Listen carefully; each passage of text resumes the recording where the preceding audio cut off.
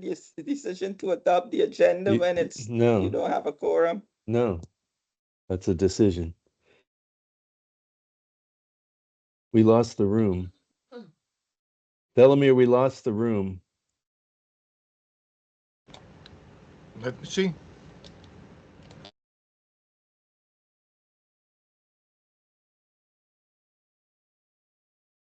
Then we can't have the meeting. Now we got it back. Okay.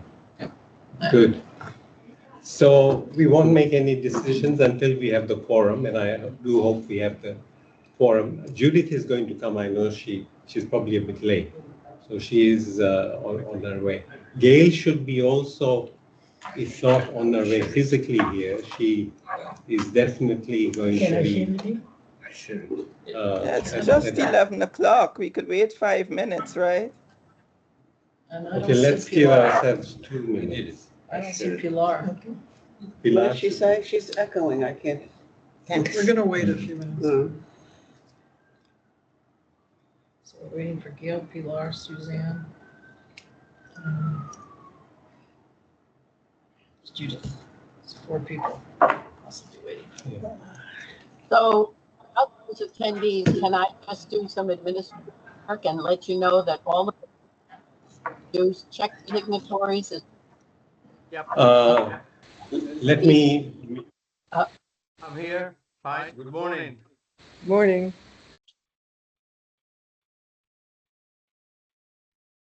You want me to wait? No, it's okay. Okay. I just Okay. wanted to say good.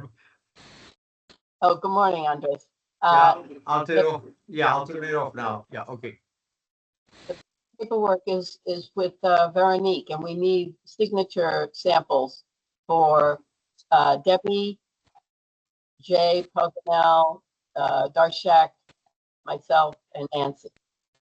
So you can manage to see her, and then she'll need a copy of your passport page or driver's license to go with it. Andres, we can only see the top of your head and you need to go on mute. Yep.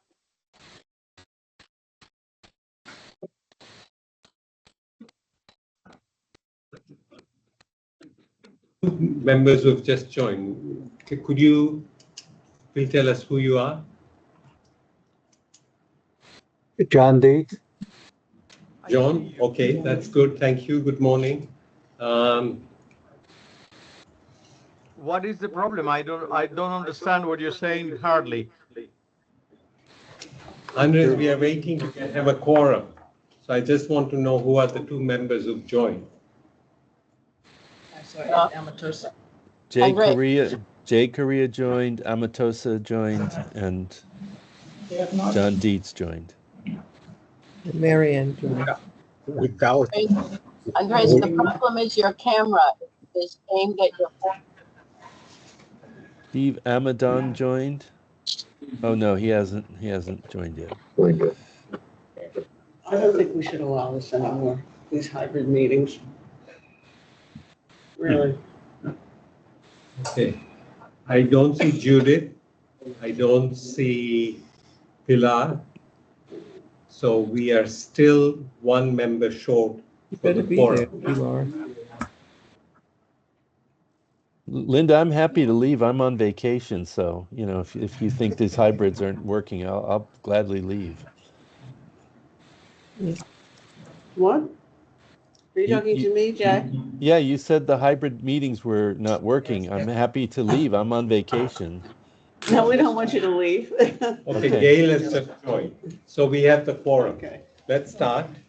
Good morning, everyone. Presumably, It's still not a majority, but anyway. There's Suzanne. We do. Now there she Suzanne has is. arrived. Now we have a quorum.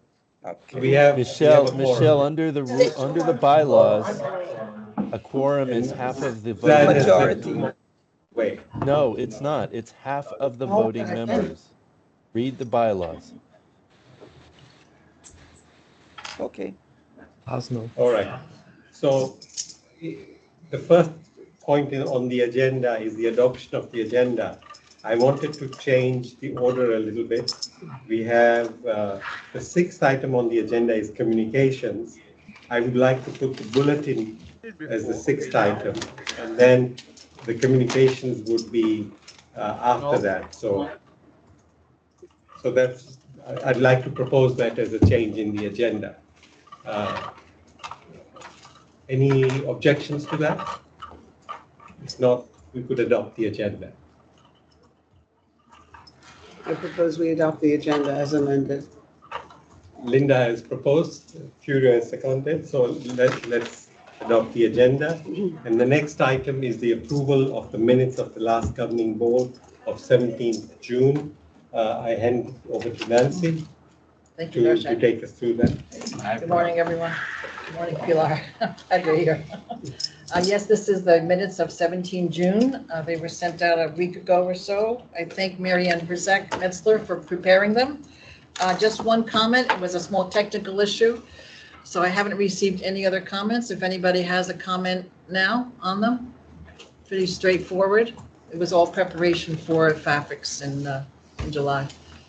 So with that, no comments? May I interrupt?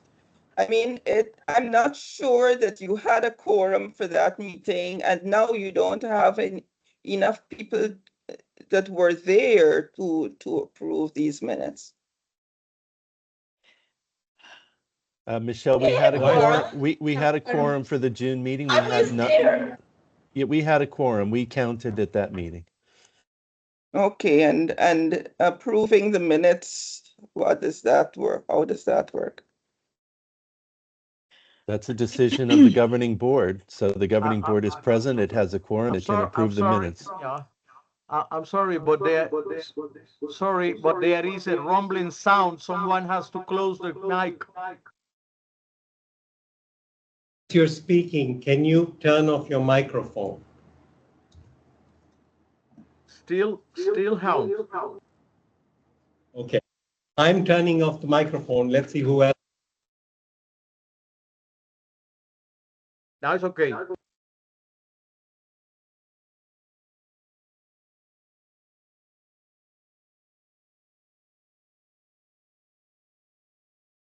Okay. Sorry, he can't hear. All right. So going back to the question, Michelle, we have a quorum. And because we have a quorum, nobody has objected to the minutes. So the minutes, unless I hear any objections, I would like to get. I don't have an objection.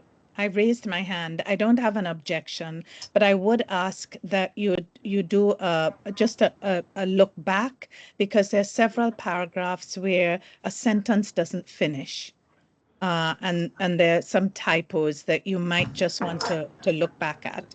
I don't want to hold up I'm just saying, just review. It would be good to just review it again for a couple of paragraphs. I'll send those to you. Okay, that would be great. If you could send it to Nancy and Pilar, we'll take care of that. Thank you. No With that minor comment, is there any objections? If somebody would like to propose that we adopt the minutes? I propose that we adopt the minutes. Thank you. Thank you, Gail. Anybody seconding that? Second. And great, brilliant. Minutes done. So the next thing on the agenda is the President's report. Going to be slightly longer than my usual report, but and you know, there are many people who were at the council, so after that there'll be plenty of time for all of you to add to your comments. First and foremost, I hope you all had a good summer and managed to get some rest. We have, of course, 2 weeks of, or is it 3 weeks of vacation coming up from AFICS, but I hope even before that you had got some rest and enjoyed yourself in lovely warm weather. So the leadership team met almost every week. The Bureau had their monthly meeting last week, and I have to say it's a great pleasure to have Pilar back with us, although I know she enjoyed herself in Geneva. The special bulletin honoring 80 years since World War II and the UN's funding, titled Remember, Recognize, and Reflect was released on July 16, 2025. It has captured some heartwarming, poignant, and memorable stories that can be shared with generations in the future.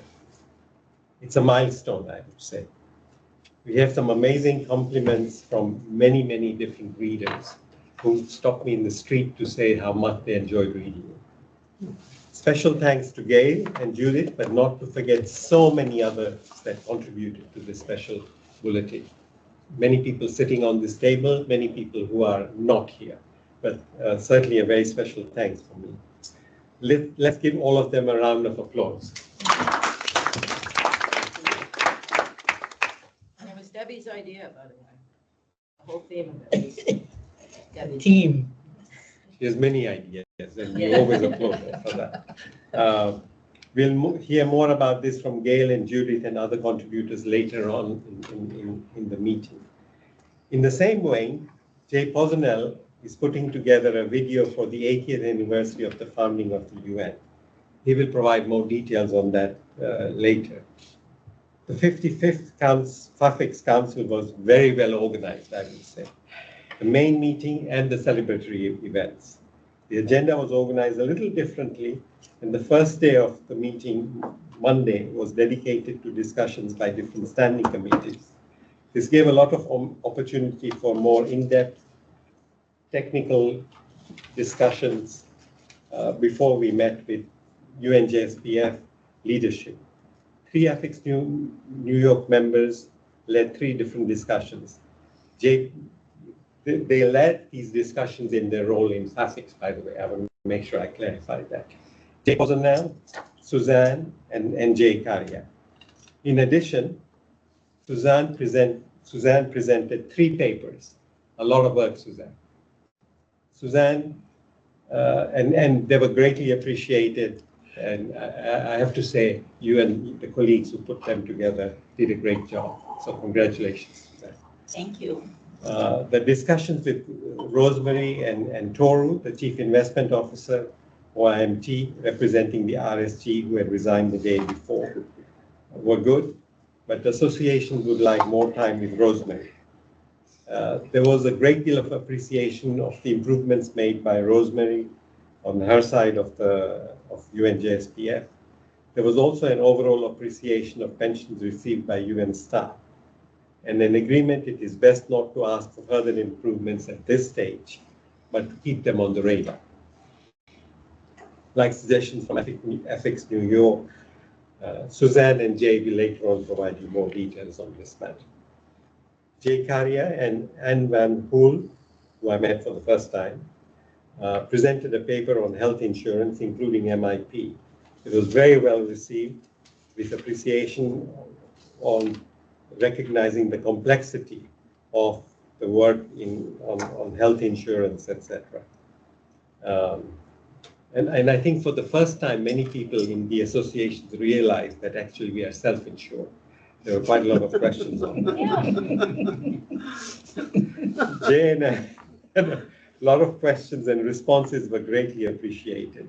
Council approved the 7 recommendations as presented by the Standing Committee on ASHA. There were 2 dinners to celebrate the 50th anniversary. One was hosted by ARICSA and the other one by the city of Vienna. Clearly, you got a sense of the appreciation of the UN in Vienna. The Council approved the establishment of the working group on succession planning. The Council approved the chair of the working group on succession planning, Vice President Nancy Hurt-Soika, who will finalize the membership of the working group in consultation with the President. Nancy, good luck. Thank you. And we are behind you.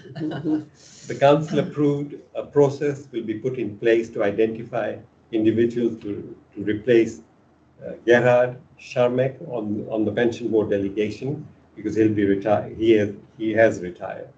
Suzanne and Jay will provide further details on the pension matters discussed at the Council, and Nancy will cover the rest. Suzanne will also brief us on the pension board. I'm going to propose a working group, by the way, on funding, and this will be further discussed under AOP. As decided by the board, the ethics offices will close from 20th of August and will reopen on the 9th September. I'll pause here if there are any questions on the report. Yes, Lynn. Yeah, Darshak, I just wanted to make a comment. When you made a reference to the standing committees meeting on Monday, that was a resumption of what was always done in the past. This was not something new. They always used to meet the day before the council actually started. So just a comment. I'm glad they started to do it again too. I didn't know that, but thanks for that. Anyone else? I see a raised hand. Any other comments here?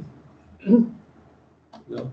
Well, anyway, I want to thank everybody who helped in the preparation for the meeting. As always, a lot of work goes on. I just want you to know I don't take it for granted. So thank you. And we now move to the next agenda item, which is the report on the FAFICS, 55th FAFICS Council and the 50th anniversary event. I have covered a number of things, and I will ask Nancy and Suzanne, Jay, and anybody else who wants to chip in. Oh, by the way, I have to say, the draft minutes of the FAFICS report were out fairly early, and at least in my opinion, I thought they were excellent in quality. So, Debbie, congratulations. Over to you, Nancy. Okay.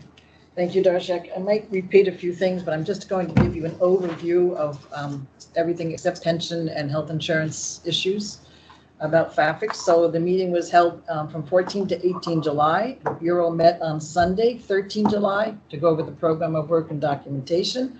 And as Darshak said, on Monday, there were 2 open meetings on the Standing Committee on Pension Issues and After Service Health Insurance. This is really very welcome by, I think, associations, because member associations had a chance to talk and ask questions, and it wasn't yet the formal meeting.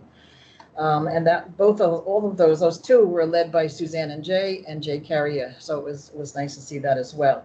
On Tuesday then, President Jerry Barton welcomed all attendees in person and online. And there was a quorum. There were 119 participants from 40 member associations, with 27 represented in person. And just to give you that, there are a total of 65 member associations. There were no new admissions of new associations this year, but 2 associations came back, were welcome back. One was Mauritania, and the other one was UNPI from New Delhi. So they were revitalized, is the term used, and they were welcome back. As Darshak mentioned, Teresa Panuccio of FAOA Rome and Debbie was elected by acclamation presiding officer and rapporteur. And the council report was so well prepared by Debbie and so quickly has been sent to all associations for the review of any factual errors, and all associations, including ours, have until tomorrow to put in if there's any kind of factual errors. After that date, the report will be placed on the FAFICS website where it can be easily accessed by everybody. And again, thank you, Debbie, for doing such a spot-on job in such quick time frame. Just going in order of what happened at the meeting and also in the council report. After Jerry opened the meeting, there was a minute of silence. This was for all our colleagues who had passed away from the previous meeting and expressed solidarity with those affected by the global crisis. Next on the agenda was Jerry Barton's president's report, and he did give special recognition to Gerhard Schrammick from AFICS Vienna for his long-standing expertise and service to pension-related committees, both before and after retirement. How many? 20 years. As well as his continued involvement in governance and pension improvements. He will be stepping down as a FAFICS representative to the pension board at the end of this year. The president then described this over the past year as an extremely busy one for the Bureau, who worked hard to implement council decisions, and we always had virtual meetings. His report also underscored his commitment to transparency and presence through regular multilingual communications, which you see through the newsletter that he sends out, and his attendance at association meetings, both in person and virtual, and he attended ours in person, and strengthened ties with organizations like FICSA. His work this year. He emphasized the activities of the 4 FAFIC standing committees. Again, those are on pension issues, on health insurance and long-term care, membership, and communications. However, he did note that succession planning, moving people from the expert pool into positions, is really very important and remains a concern and needs to be, it is a priority, actually.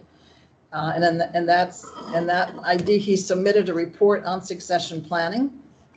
Part of that report was also recent appointments and proposed new ones for the pension board delegation, its subsidiary bodies, working groups, and FAFIC standing committee chairs and vice chairs. One new appointment was the appointment of Miss Aniek van Hoot from FAO Rome, who will be an alternate on the pension board delegation. She is replacing Marlene Ardua, who is the alternate from the Philippines. In addition, the president named Catherine Brookman from Portugal. She's from the Association of Portugal, to replace Marichetti Sinapa on the FSALM committee as his term comes to an end. And she'll be working with you, Suzanne, on the FSALM committee. Again, the president, in his report on succession planning, asked me to chair the working group, as Greg just mentioned, and we already have an established working group with 7 members. They volunteered right at the council session, which was really very nice. We have someone from Bangladesh, from Brazil, New York, Geneva, India, and Senegal. And we'll be beginning our work in mid-September. And the goal of this group is to develop a strategy and operationalize the plan for succession planning, getting those people in and out and into shadowing people that are representatives now for FAFICS. Is there somebody from Geneva? Oh, yes, Geneva. Geneva. Did I say that? Yeah. No, you probably so, did. I missed it. Bangladesh, Brazil, New York, Geneva, India, and Senegal. So we will be preparing a document to be submitted to the council next July. On another point, there was the tenures of FAFICS representatives on the pension board. The president made a proposal to align the tenures of FAFICS representatives on the pension board and subsidiary bodies with the pension board's regulations, if I can say that. Most associations agreed with this alignment, and that was approved by the council. The next 2 items were pension and health insurance, so we'll come back to that. The next item, excluding those 2, was the summary of ideas and suggestions by associations.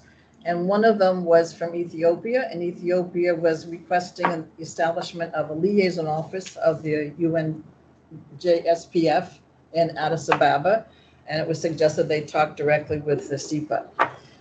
There was also quite a bit of discussion around having retirement IDs. There's a lot of associations that would like an ID that reflects something about the UN. And again, it was a long discussion because we know that it's very difficult to have this recognized across the globe. So Jerry Barton did agree to put it on the Bureau's agenda, though, for the work program for this year. So we'll see what we can do on that.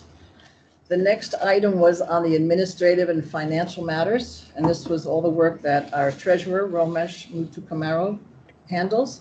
The auditor's report gave the financial reporting a clean audit, but expressed concern about sustainability due to declining membership, income, and rising costs. Of course, everybody has this problem around the world.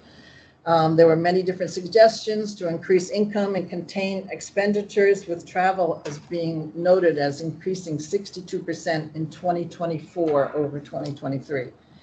Associations were urged to pay outstanding fees, and strategies such as recruiting more associations, especially in Europe, right, Suzanne, you're pushing for that, and increasing overall membership was discussed to improve income and representation. Now, FAFICS does have 4 reserves, and only 1 reserve was used, and that was for the capital reserve, and that was for the website that they've introduced, the FAFICS has introduced, and that amount was about $7,000. The council also approved an exceptional budget for the commemoration, the 50th commemoration, and that was around $10,000. And you'll be interested to note that $3,500 was received in contributions from 10 associations to that, of which we were one of those 10 that contributed. There were also further discussions on how to increase income, maybe, going back to UNFCU, but it was noted that there are legal issues about fundraising in Switzerland and the US. So we always note that as well.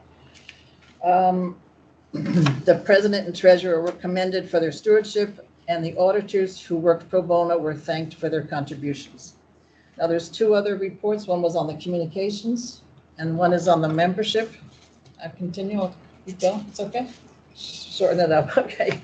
So there were, the chair of the Standing Committee on Communications, Juan Casas, talked about the website, and we also provided, there was information requested on the survey. So there were quite a few associations that did respond to the survey. Actually, there were 50 from 30 associations, 50 respondents from 30 associations, and they all showed high satisfaction. 82% would recommend the site, 86% found it well organized, and 72% rated overall experience as excellent. So that was pretty good. They're also going to be working, this is FAFICS Communications, on a social media strategy like we're trying to do too. So, see if we can dovetail with them on that as well. The last, then, the Standing Committee on Membership. Again, the challenges to get new associations or to make sure the membership stays as high as it can be. There are some associations that are below the 25 membership number that you need to remain an association. That includes Mauritius, Israel, Nicaragua, Cote d'Ivoire, and Benin. So there's a lot of work that has to be done in that area. And there's two co-chairs. One is Marichette Sinapa, and the other is Abdou Kadir Diakate from Senegal. Finally, I'd just like to say there were elections held for 2 vice presidents of FAFICS. There were 4 people running for vice president. The first one was Adriana Gomez of Chile, Clemens Adams from Geneva, Abdou Diakat from Senegal, and Mr. Srinivasan from UNPE New Delhi. And the 2 that received the most votes was Adriana from Chile, Adriana Gomez, and Clemens Adams from Geneva. So the 2 new vice presidents. And then overall, there were 16 decisions taken and so reported in the council's report. And as I said, the council's report will be on the website and probably by the end of this week. Okay. Thank you. Thank you. Because there were a number of people there. This is just on the FAFICS Council because we've got a separate agenda item on the pension board. Would anybody else like to add to the comments that Nancy has provided from the report? I just would like to question the associations in various countries that need to be formalized or have enough membership or things like that. How does this go? What is being done? Do you know? Well, the membership, Standing Committee on Membership is trying to talk with them, to communicate with them, trying to find, if who is the president, do they have a vice president? So it's a lot of work to contact people. Does it help, for example, if I speak to my country's association? Yes, absolutely. Yes, that would be terrific. Okay. Yes. That's why I wanted to name those, because people then could have a connection with them to say, I could contact somebody. Mm-hmm. Actually, the membership committee, the Standing Committee on Membership is very small. These are the people who work throughout the year. And one of the decisions of the council is that it will be expanded and it will meet regularly because it hasn't been meeting regularly and it hasn't been expanded and it hasn't prepared its terms of reference yet. I just don't want to step on anybody's toes, So. No, if Nancy can give the feedback back, right? But the point is this committee has to be much more functional. It has to have, it's a lot of work to contact these people in places and get associations going, or the ones that are dormant, get them back. And it's an awful lot of work. They're basically 2.5 people, I would say, doing it. So they have to expand and get, right? Those were the decisions of the council. If anybody wants to volunteer, let Nancy know. Anyone else? No? Good. I have a question. Michelle? Yes, Michelle. Thanks. Okay, I just wanted, I heard Nancy mentioned a $3,500, was that contribution? Well, I wasn't clear on what was being said about that, what it was for, and I know she mentioned that we gave some, so just clarification on that. Yes, Michelle, that was the voluntary contributions from associations to the FAFICS at 50, the commemoration of FAFICS celebration. And we, AFICS New York, provided $700 out of that 3,500. So total, there were 10 associations that provided the additional resources for that celebration. Okay, right, so I was just wondering how that got approved. The board approved it. I presented it to the board. I suggested the number. And the board. Okay, I guess in June. In June, okay. That's fine. I just didn't remember. Okay, thanks. Any other comments? Darshak, I had raised my hand. I don't know if you can see it. No, I couldn't. But thanks, Jay. Please go ahead. I just wanted to find out, do you want me to say anything about the partial group? I don't know if Nancy went into details. Do you want me to say anything about it? Sure. Definitely. Why don't you say a few words? Because yours was a super successful session and some key takeaways. Okay. Thank you very much. All right. So basically, we had, as Nancy mentioned, we had the first session on the Monday where we had the two meetings, one on the pension in the morning and the ASHIL in the afternoon. So in that one, we had an open discussion with all associations who wanted to participate. And we went over of what our committee had done during the year. So which then basically we focused on a few issues that the committee had done. One was and you may recall this, I had mentioned to our group before, was that there was a letter sent by the president of AFICS to the Secretary General in his capacity as the chair of the CEB, outlining a few issues related to health insurance. One obviously being the one that we've been fighting for a number of years, and it was already included in the JIU report as one of the first recommendations, is on the recommendation of to have the full representation of retirees in the organization's health insurance governance structure. So that was one of the things that was mentioned in the letter to the Secretary General. The second was on the funding for ASHI. As you know, this is a crucial matter, especially for the UN now and the circumstances that we are in. We had also raised that in the letter to the Secretary General. And another issue that the committee was working on, the third issue that was brought to the Secretary General's attention was on the MIP. You may recall I had also briefed this group about the medical insurance plan, which applies to local staff and retirees. It has some serious issues there. The UN headquarters, HLIS, is looking at this, and they have a small working group, and hopefully that will conclude its deliberations very shortly, and some things will come out of it. But there are some serious funding issues there as well. One other issue that the ASHIL has been working on was on the long-term care.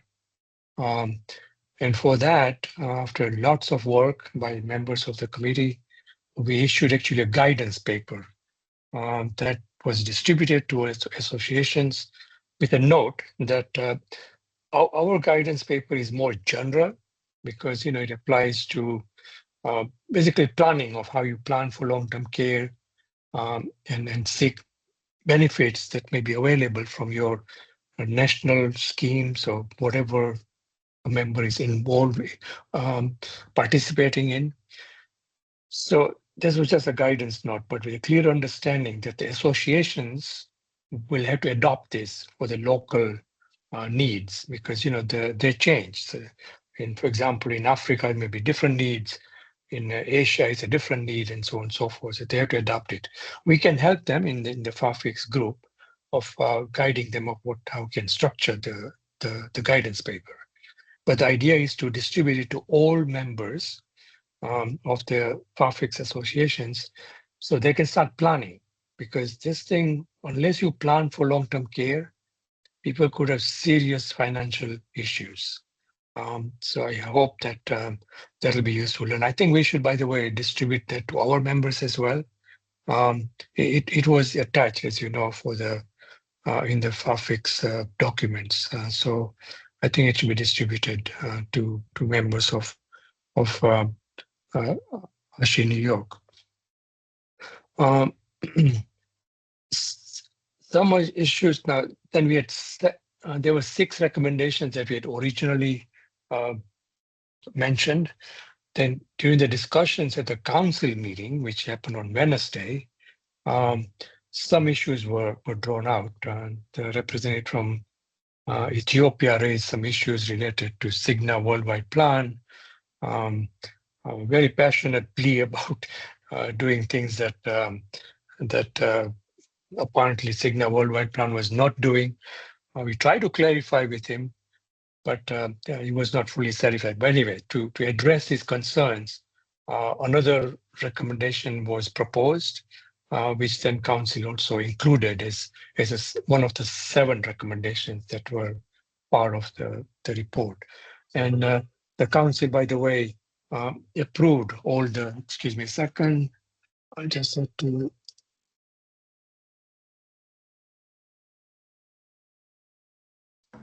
Jay, they approved all the 7 recommendations. Yes, they approved all the 7 recommendations. So that's a good thing. Now, what we are doing, in just for information, that we're already preparing a work plan. We already have a draft, and that our next meeting, which is in a week or so, we'll approve the work plan and then move forward with it. So that is the plan. Thank you. Thank you, Jay. Anybody else? Linda? Yes. I'm going to, can you hear me? Now we can. Yeah. Is the Secretary General going to issue a report on ASHI this year? And how does the work of your committee and the HLIS feed into that, if it does? As far as we know, and I had spoken to HLIS, there are no plans right now to issue any paper. Right now they're focused on the 80th and then the other financial issues that they are facing. So according to them, this is not the timing to seek additional funding from the member states, because that's the issue. But they've said that they will keep it under close watch, and appropriate timing they will issue something. But right now, according to the information that we have, no plans right now. Thank you. When was the last report issued? It's been several years now, hasn't it? Well, yeah, it was 2 years ago. Yeah, but remember that one. Yeah, it was. It came very close, by the way. As usual, it comes very close to approval. And I think I had mentioned to you before that it came so close to approval, including the US was approving it, were willing to go ahead with it. I mean, that was a quite change. And all of a sudden, due to other geopolitical issues, it was canceled. So, and that was a different. Unfortunately, that was a different U.S. administration, Jay. The current one is not going to approve anything. Oh yeah, that's true. That's true. Yeah. A comment. I hope that, I know that the current administration is facing a lot of problems, but every time something is postponed, that's the excuse. This isn't a good time to bring it up. I hope we're not going to be saying that for the next 3 years. Anyway. We've been fighting this battle for the last 30 years. Linda, you can bet that for the next 3 years, there'll be total and abject paralysis. Yeah. Exactly. That's the good scenario.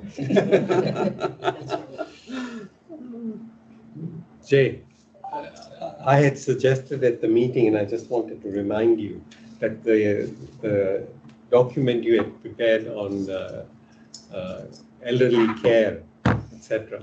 I think it's even more relevant to the staff to start to plan for it. Retirees, for us, it's already time has passed. So I think it's important to share that really good paper with the staff council, and that they should disseminate it across the entire UN. As a matter of fact, Darshak, on that issue, you may recall that there was a representative of FICSA there, and we had discussed that issue. And as part of the coordination efforts of FAFIX with these staff union bodies, we had agreed that we will share that with them. And I think it's important. We are in the process of drafting a communication to this lady who was there. You know, sharing with them the draft, the paper, but also suggesting that our coordination efforts continue because, one of our representatives had attended the FICSA Council meeting in Paris earlier this year, and as a matter of fact, had attended it. So we're going to continue the dialogue with her. I had spoken to the president of FICSA. She's very nice. I mean, very, very knowledgeable. So I think she's willing to take on this task, fully understanding that this is important for active staff more rather than the retirees. Retirees right at the point when they leave is an important issue. But for active, it's even much more important to start early. Thank you. Thanks. Debbie? Well, let Michelle go first. She had Michelle? Thanks. Also, so in terms of the coordination with the federations, I think that there needs to be more coordination in this with CISWA and UNICEF because, for New York, for AFICS-New York especially, those are the ones that would cover us, right? The other FICSA, we almost, that federation, we have literally no contact with them in terms of the current staff. Okay, so I think more effort needs to be made to deal with the others. Thanks. If I may, Darshak, on that, do you want me to start? Jay, continue? Let's take all the comments and then you respond because we are short of time. Debbie. Yeah, no, just Jay, you may remember that somebody at the meeting, I can't remember who, made the point that long-term care is not just about us old fuddy-duddies, but there are many young people who need long-term care. People have catastrophic accidents, people who have multiple sclerosis, you name it, all kinds of things that happen to them at a young age. And so the point was to think about long-term care, not just for older people, and we should couch it that way. It can really be a catastrophe for many, many younger people, and they need long-term care. Very true. Anyone else before I hand the floor back to Jay Karya? No one else? So Jay, perhaps you want to respond? So as what Michelle mentioned about with CISWA and UNICEF and all that, it is not for lack of trying. We had written to CISWA. I've sent communications to UNICEF. Communications have been sent, reminders have been sent, but no response. So that is our kind of a concern. I will again start this process now. I guess once the summer holidays are over, and people are back hopefully, and they will try to see.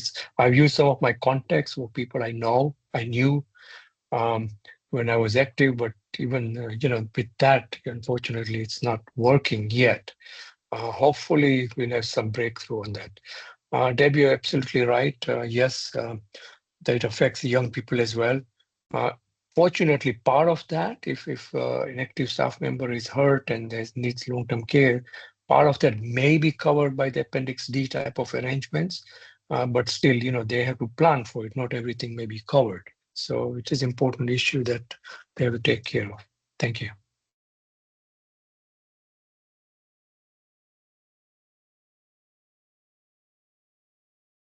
You're muted, Darshak.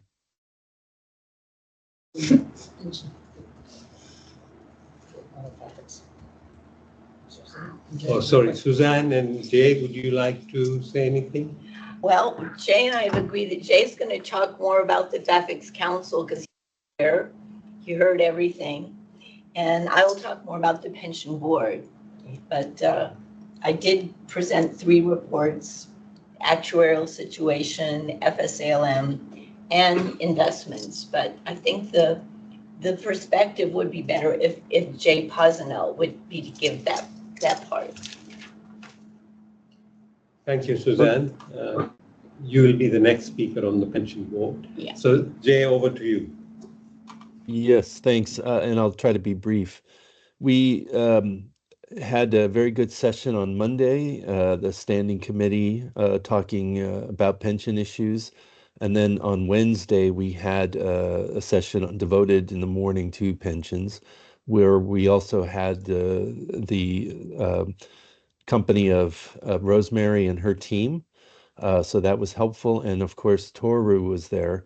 The big sort of news that came out of this was, as we were preparing to go to Vienna, we had gotten, and I think we discussed this in June, notice that Pedro had resigned and had taken on a position at Northern Trust, which was he was going to its London office to work as head of its green investment team.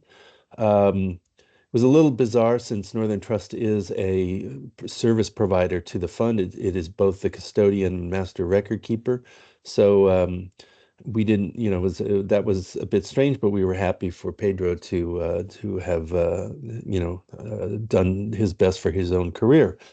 When we got to Vienna, we learned that the Secretary General had sent a letter to the chair of the pension board saying that effective July 15th, now Pedro was supposed to resign August 15th, but the letter said effective July 15th, Pedro had stepped down, and that in the interim, Toru Shindu, the head of the investment team in the Office of Investment Management of the pension fund, was taking over the duties temporarily of the RSG, the representative secretary general for investment of the assets of the fund. And it also went on to say that as of August 15th, until a replacement RSG could be appointed in accordance with the requirements set forth by the General Assembly when it approved the establishment of a full-time RSG position, in that interim period from August 15th, let's say until the winter at some point, that Mr. Van der Zee, Robert, I think it is, Van der Zee of the World Food Program would be acting as the representative secretary general. He's the head of finance there. And there was no statement about anything about Pedro in that letter to the chair of the board, but it was clear that he had stepped down. So it was a bit odd. We sort of wondered about the timing and the messaging of that, but c'est la vie. In the meantime, though, the kind of issues that were raised at the standing committee and at the FAFICS Council related to the long-term sustainability of the fund. I think there was a lot of concern raised as to whether the current financial situation of the UN, including with respect to the potential for downsizing among the member organizations of the fund, as much as 20% of staff, would have a very derogatory effect on the fund. But both the actuaries and Rosemary assured everyone that this was not necessarily going to be a problem for 2 reasons. One is that as more people left the fund, their contributions, parts of their contributions by the employing organizations would remain behind, and they would not then be a future liability to the fund. So kind of washed out in that sense. And that overall the fund's position was actuarially very sound, so that the actuaries did not foresee the current plans for downsizing as particularly worrisome for the long-term sustainability of the fund. Of course, if member organizations, if there are more radical financial changes to the system, that would have to be reevaluated. And of course, I think the actuaries and the board and the pension administration will be keeping an eye on the situation. But there was a lot of assurances not to worry about that aspect affecting the long-term sustainability of the fund. There was also a lot of assurances both from both sides of the pension administration, the investment side and the management side, that the fund's current asset base is sufficient basically to continue to pay benefits for the next 30, 40 years, so that current retirees should not worry about their pensions at all, that we're in a very good position to continue to pay pensions for decades to come. The one concern, of course, was what the future might hold with respect to participation levels and so forth, which is something that will be kept watching. The other sort of issue that was raised was potential inflationary effects, both on and how that might affect sustainability. And of course, I think, Suzanne, you'll talk about that in the context of the board. But I think, again, a lot of that was more speculative and worrisome than actual. And I think that Rosemary was very good about saying that, we're monitoring the situation. Her team that works with the actuaries is monitoring it. We have the FSALM committee that works with both the investment committee and the committee of actuaries to monitor these situations, and that, as defined pension plans go in this world, our fund is in a strong position. And I think lastly, we had raised some concerns about how the investment management is sort of monitoring performance. There were changes to benchmarks, and it wasn't clear that there was and we had raised this as AFICS to the FAFICS Council. We were particularly concerned that when there was a change of benchmark, there was no historical analysis of the old benchmark to continue to review performance. We were also concerned that the current third-party performance measurement was more about the cost of administering the investment side rather than the actual investment performance. We were assured that the GA likes this. I guess they were concerned about cost management. But, really, the key to the long-term sustainability of the fund is return on investment over the long term, a real rate of return of investment. And if you don't have good measures of performance, you can't really ascertain whether you're on track or not. So I think that, that message was heard, but we're going to have to wait for a new RSG to press this, because I think that the one knock on Pedro's tenure is this inability to really see historically the performance. This was not only raised by us in New York, but by other associations at the meeting. So it is of concern to FAFICS, and I'm sure it was brought through to the pension board. I think that kind of summarizes the main themes, but the one resounding theme that came through is our pensions for retirees are strong. No need to worry about receiving them unless you plan to live more than 50 years. And who knows, with modern medicine, we might all do that. But in the meantime, you're going to be fine for the next few decades, and not to worry. And I think the other major position was that we are financially strong, and we will monitor the situation for those who are currently in participation or those who will be joining the UN if we do start hiring down the road. Over to you, Suzanne. Thank you, Jay. Suzanne, you want to add anything?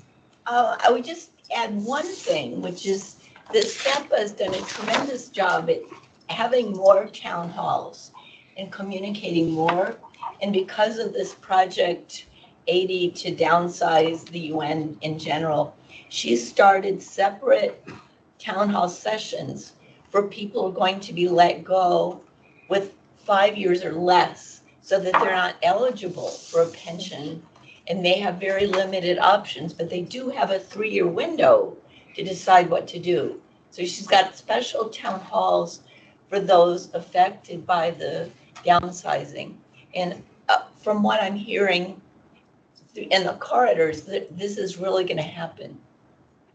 One last thing I wanted to add, Darshak, if I may, is that FAFICS was recognized, the role of the FAFICS team on the board was recognized not only by the council, but by the pension fund itself.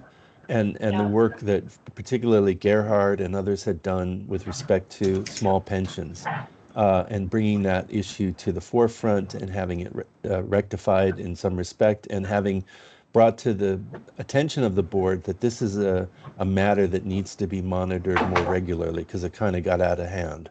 So FAFICS, and there was an increasing sense that FAFICS is doing more and is more respected for its participation in the board, so that the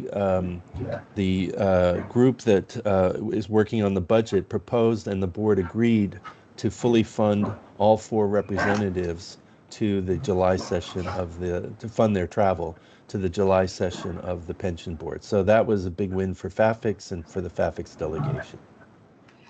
Subject to Sorry, I must ACBQ. leave now. I must leave now. I'm sorry. Bye-bye now. Bye-bye. Bye-bye. Hi, Andres. Suzanne, anything more before No, you you want move me to to go into pension the board? board? Yeah. Okay, So- well, because I think that Jay's given a good picture of how we introduced all the topics to the FAFICS Council. And it was really helpful. I realized having the FAFICS Council before the board allowed us to polish our comments and continue improving the performance of FAFICS in the board. I mean, one of the improvements of governance that I think is the most important is the way Jerry and the team have brought in a focus on expertise. And Gerhard got a standing ovation at the board for his contributions over many years. And that I've never seen. You know, there are plenty of people that end their term on the board and walk off gently and quietly, but he literally got applause. And I think it reflects well on all of us that we're able to attract such talent. And in keeping with that, Jerry and the team had recommended Katrine Brookman to be included in FSALM.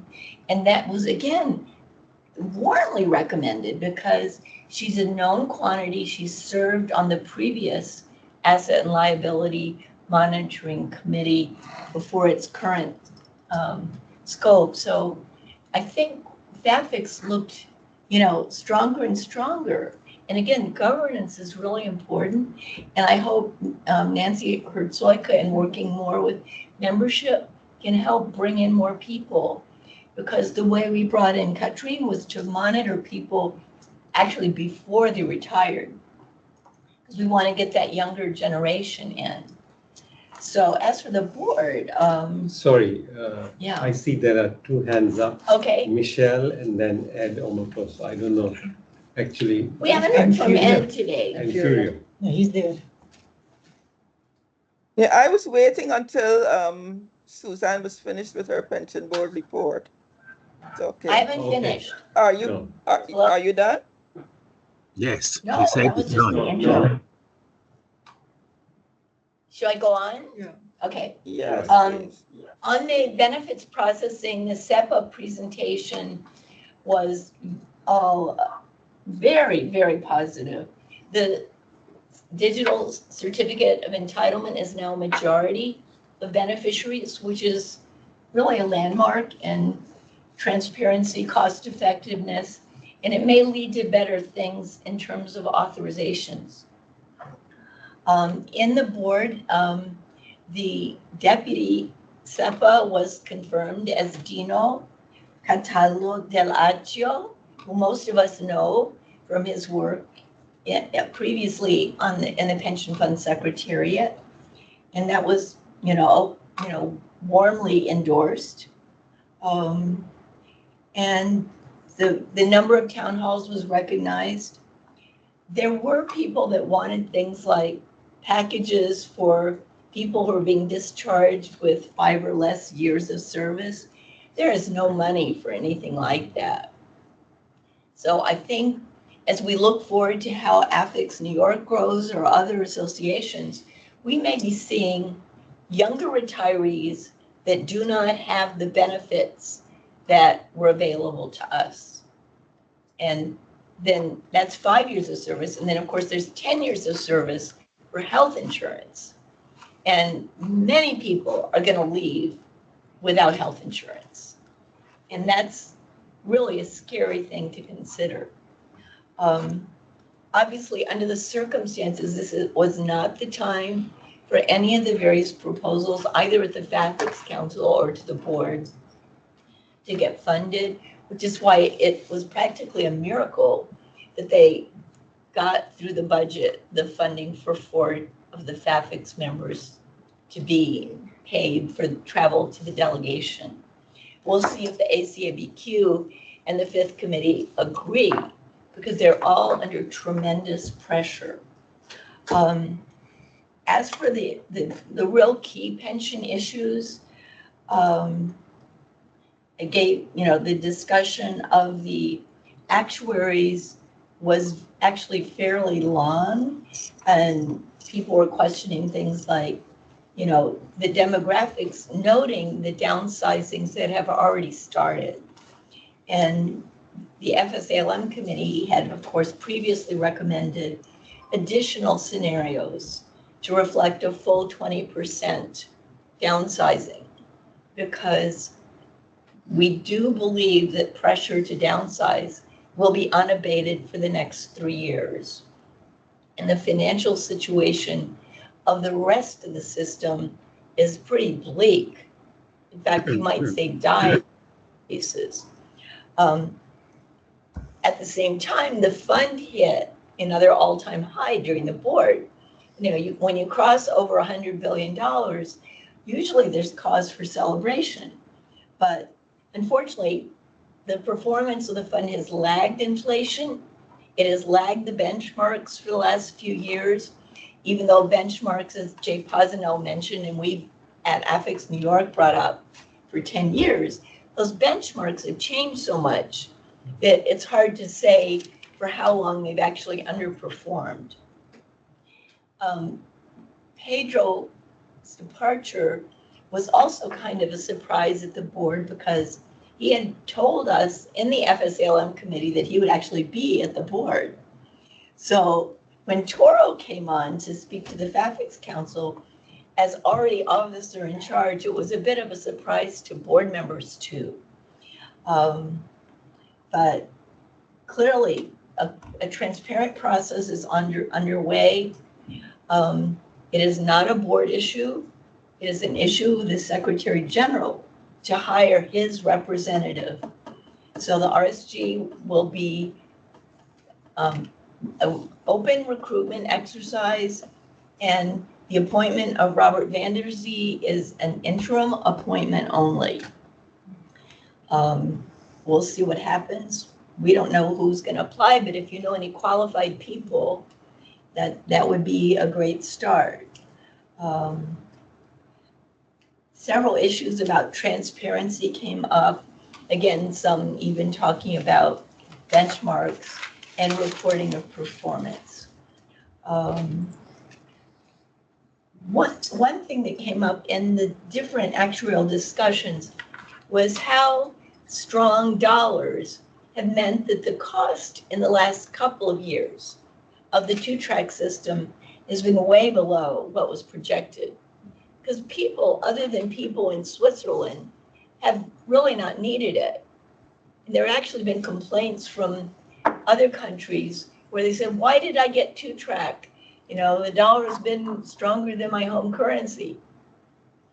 The FSALM committee says this is a temporary situation. We don't expect the dollar under current economic forecasts to stay this strong, and let's leave the old cost assumption in. And further scenarios are under development, because this year is an actual valuation year, and we'll have a better snapshot of performance by March of next year. So anyway, I think FAFICS was the one steady hand in the meeting, I believe. We were the ones that got something in the budget that we didn't have before. and got recognition for the work that was done.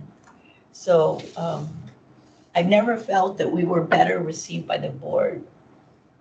Thanks to the governance working group, by the way, Jay and Gerhard were the ones that pushed for the spokesman's role, because this is the first time they've officially said that the president of FAFICS will speak at the board in the spokesman's group when they go off to make their, adjustments to various topics.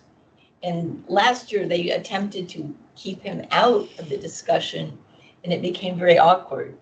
But now the the governance working group has put it on the record, and the board has approved the inclusion of the president of FAFICS in the spokesman's group, as was done in previous years. Sorry. Could I just make a comment on that? Comment, okay, because other people. So have you finished? Linda? Yeah, I just wanted to say that that's because FAFICS doesn't have a seat, and we come all the way back to the voting question. I mean, and we were supposed to be represented by the participants' representatives, but we have our own agenda, so that didn't quite work for us. Well, that's become very clear. Mm-hmm. The financial pressures on the participants group are very different than the pressures of those of us who are lucky enough to be retired already with pensions. So there may be cases coming up where certain things may not be in alignment between the participants and FAFICS. And we can't guess what they are right now. But clearly, the conditions of service and the job security that we had may not apply going forward. So count your blessings. Thank you, Suzanne, and thank you for the clarification, Linda. Now let's start with people on the screen. At least here I see the sequence. Number 1 is Ed Omotoso. Ed, over to you. Thank you, Dashak. This is a most important subject, but we have a number of issues still on the agenda, so I'll be very brief. First of all, I want to thank all our colleagues working on this issue.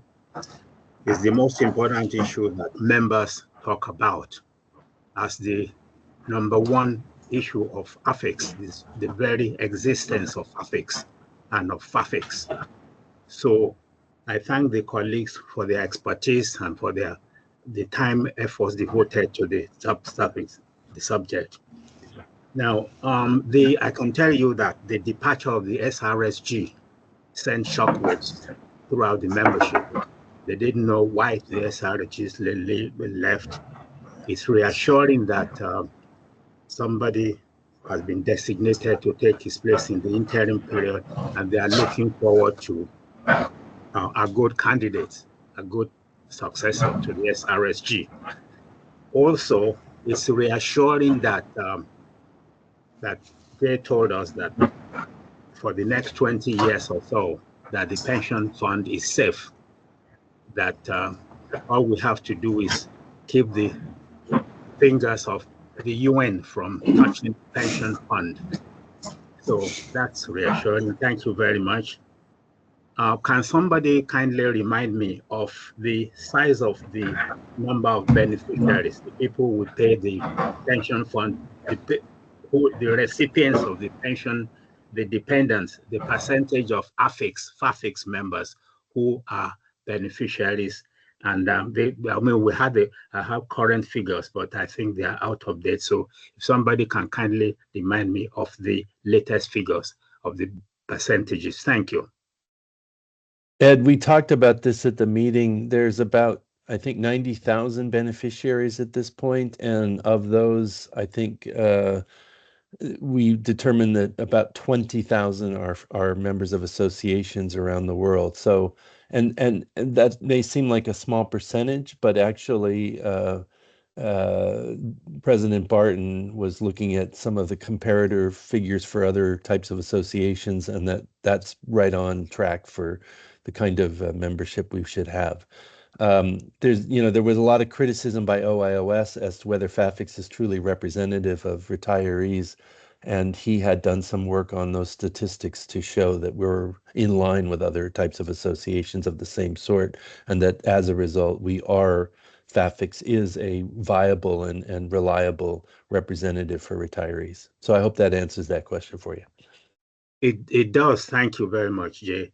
But remind them that even if the beneficiaries are not members of FAFICS or AFICS, whenever they have an issue, members or not, they immediately turn to FAFICS and AFICS, and we try to do it for them. So whether the percentage is 20 or something is I hear no there. Well, thank you very much. Thank you. Yeah, and on that point, Ed, just to make it clear, when FAFICS is at the board, we are not there for just our members. We are there for all retirees and beneficiaries, whether they're retirees or child benefits or otherwise. So we're there for everybody. Exactly. Thank you.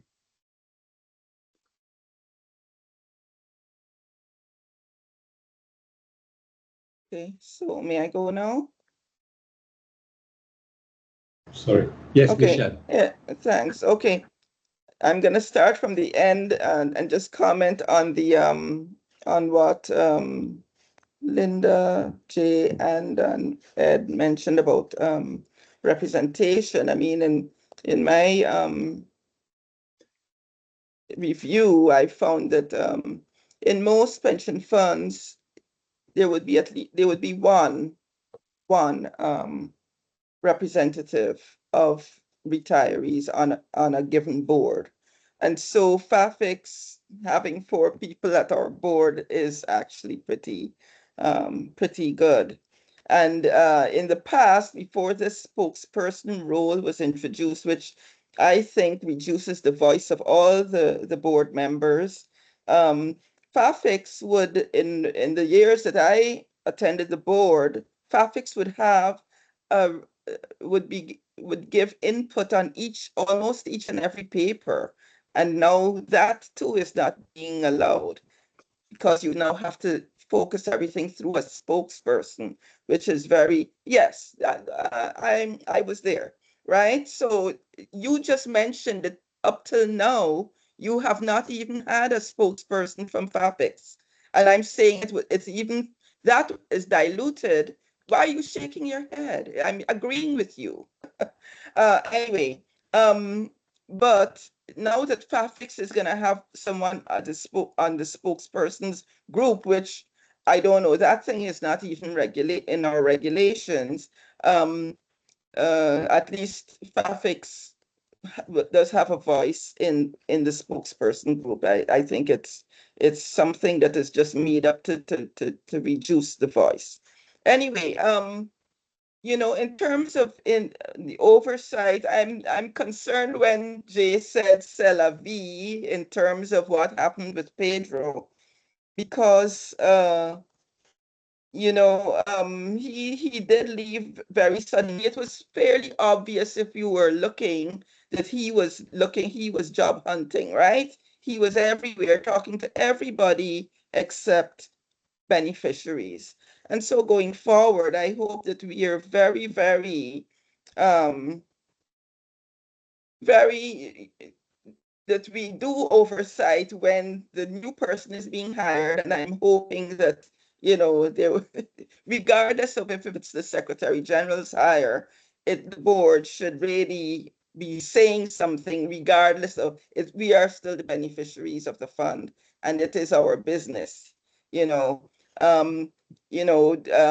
thing with him leaving NT, it was so unethical. I mean, there is an SGB that talks about not leaving the fund, leaving the organization and going to work with with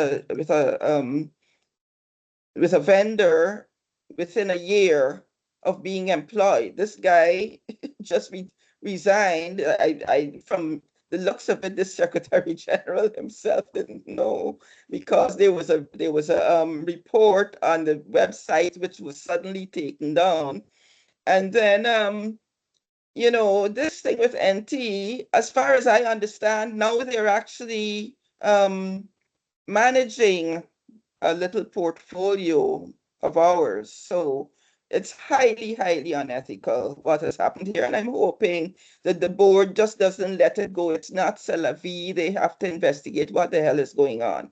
I mean, I see that there's a new investment category in the weekly reports, private debt, which I think is, I mean, last I heard, last I saw Pedro in the periodicals out there, you know, the fund was looking to get into venture capital and stuff like that. He was literally advertising it. So I'd really love to know what that, it was $39.8 million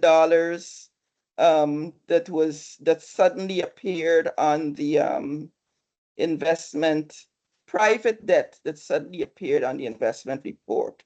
I really wish, I mean, I don't know if Susan, do you know what that is? But it would be something risky and illiquid as far as I can tell. Michelle, Let me if I can just respond to your bit about Pedro. When I said c'est la vie, it wasn't to dismiss it, but I have to say something. It wasn't to dismiss it, Michelle. Okay, I'm not. Okay. I'm not really. The administration is looking into it. I can assure you that. Okay, well, right. They need to be looking into it very, very carefully. Because I mean, he should have gone to the board and received our displeasure, and he just disappeared. We agree, Michelle. It's being looked into. Okay, good. I don't disagree. I know that we agree on that. Okay. Anyway, so going forward, I'm now getting to my concerns with the other side, and you know, there was mention of the number of new town halls being held for people who are separating and stuff like that. And I mean, I think I voiced my displeasure last year when a certain report disappeared from a certain table disappeared from the financial statement. And that showed like how many cases were sort of in the pipeline.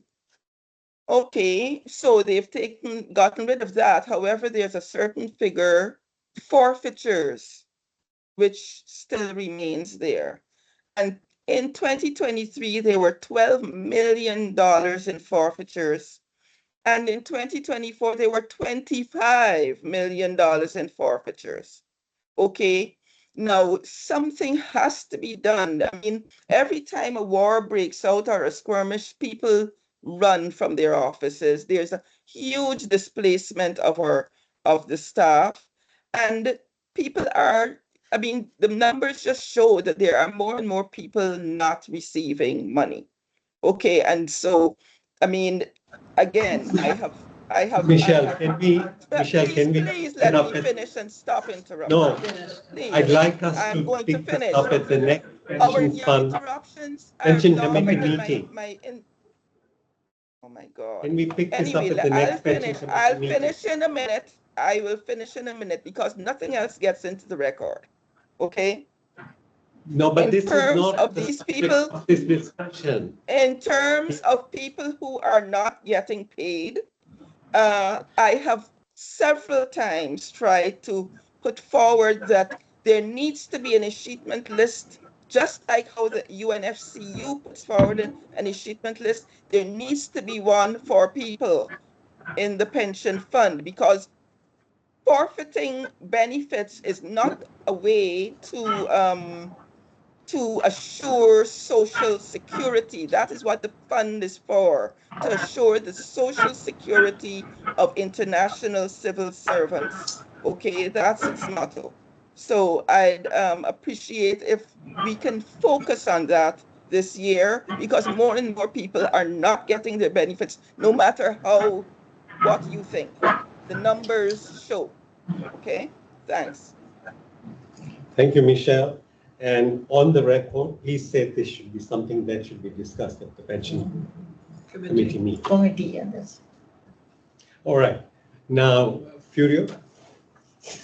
Thank you. I would like to thank you, everybody, for the efforts in participating in this landmark event and for the presentation that have been made lately, the last one from Jay, Rosnell, and Suzanne.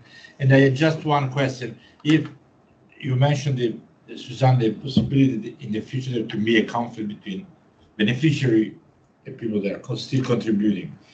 I heard in the past they were discussing the possibility to change the percentage of the contributory part from 8, if I remember before, was 8.7, 17.4, the part of the staff member and the organization. This has been changing or changed. They're thinking about changing it or not. I think it was changed in 1990 when they were underfunded before. Yeah. People my age who started after 1990 contributed more and they accrued benefits at a slower rate. Yeah. So it was a huge increase in cost for the people that were current participants.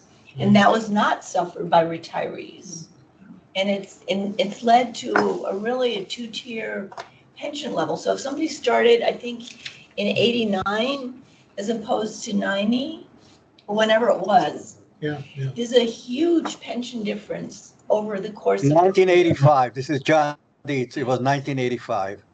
Yeah, whenever it was. Thanks, John. And remember that people, once you're in the system, you have acquired rights. So, that's why they always change things for prospective entrance into the system. For example, the age of normal retirement and so forth. Okay. Sorry, I don't understand. They are reviewing the present distribution of the. Not right now. No, the contribution rate is sort of the key to the pension fund, and there's no desire to change that because that would cost more for the participating organizations of the fund. So they don't want to change that, and they're doing everything they can to make sure that the fund stays within an actuarial range of 2% of what the current pensionable remuneration is. I mean, pensionable, the contribution rate. They're staying 2% within that corridor, and that's why it's on a sustainable track. Any further comments from Suzanne or Jay on the comments that you got on your pension board presentation? Just to comment on Michelle's point that we all agree on, that FAFICS has been very good at representing and should be recognized for this. The board certainly does. I think that again, the GA is not going to want to mess around with the tripartite nature by talking about giving voting rights.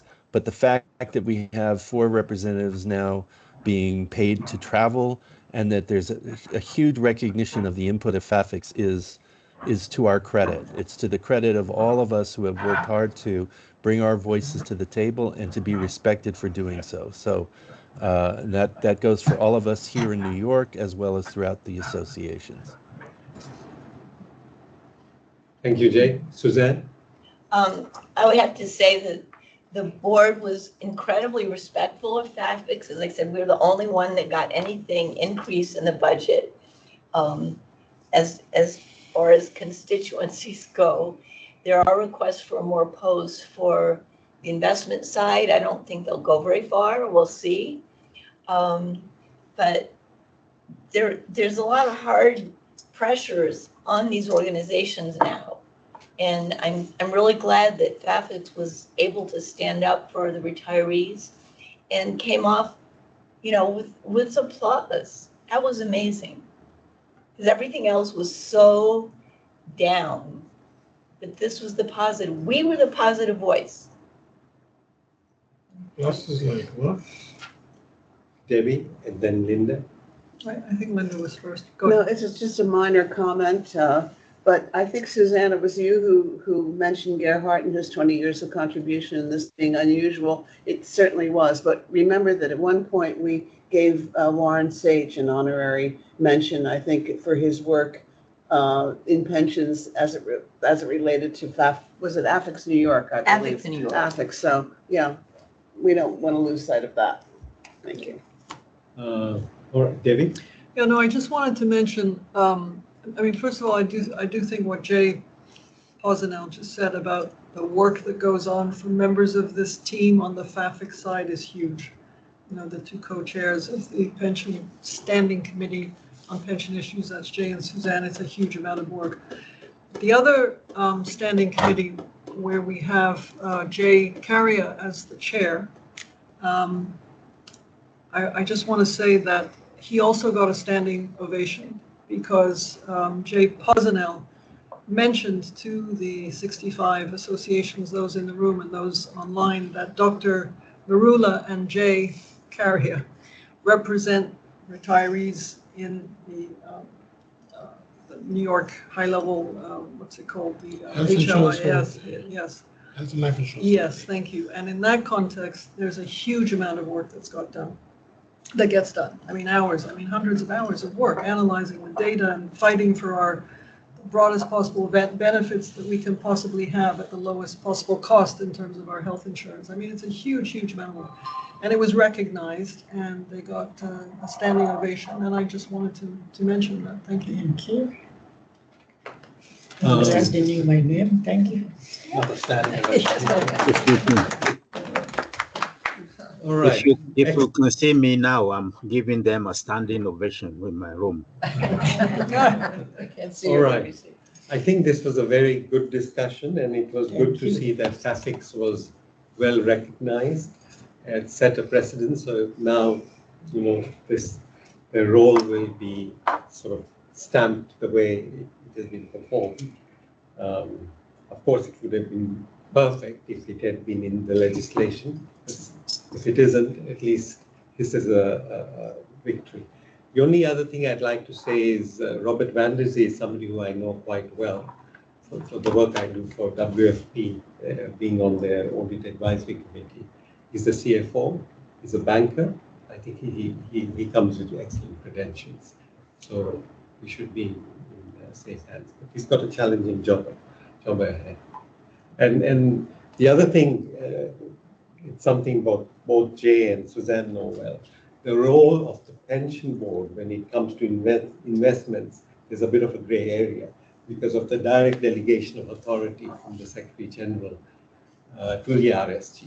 And I know that from the audit committee where I represent AFICS.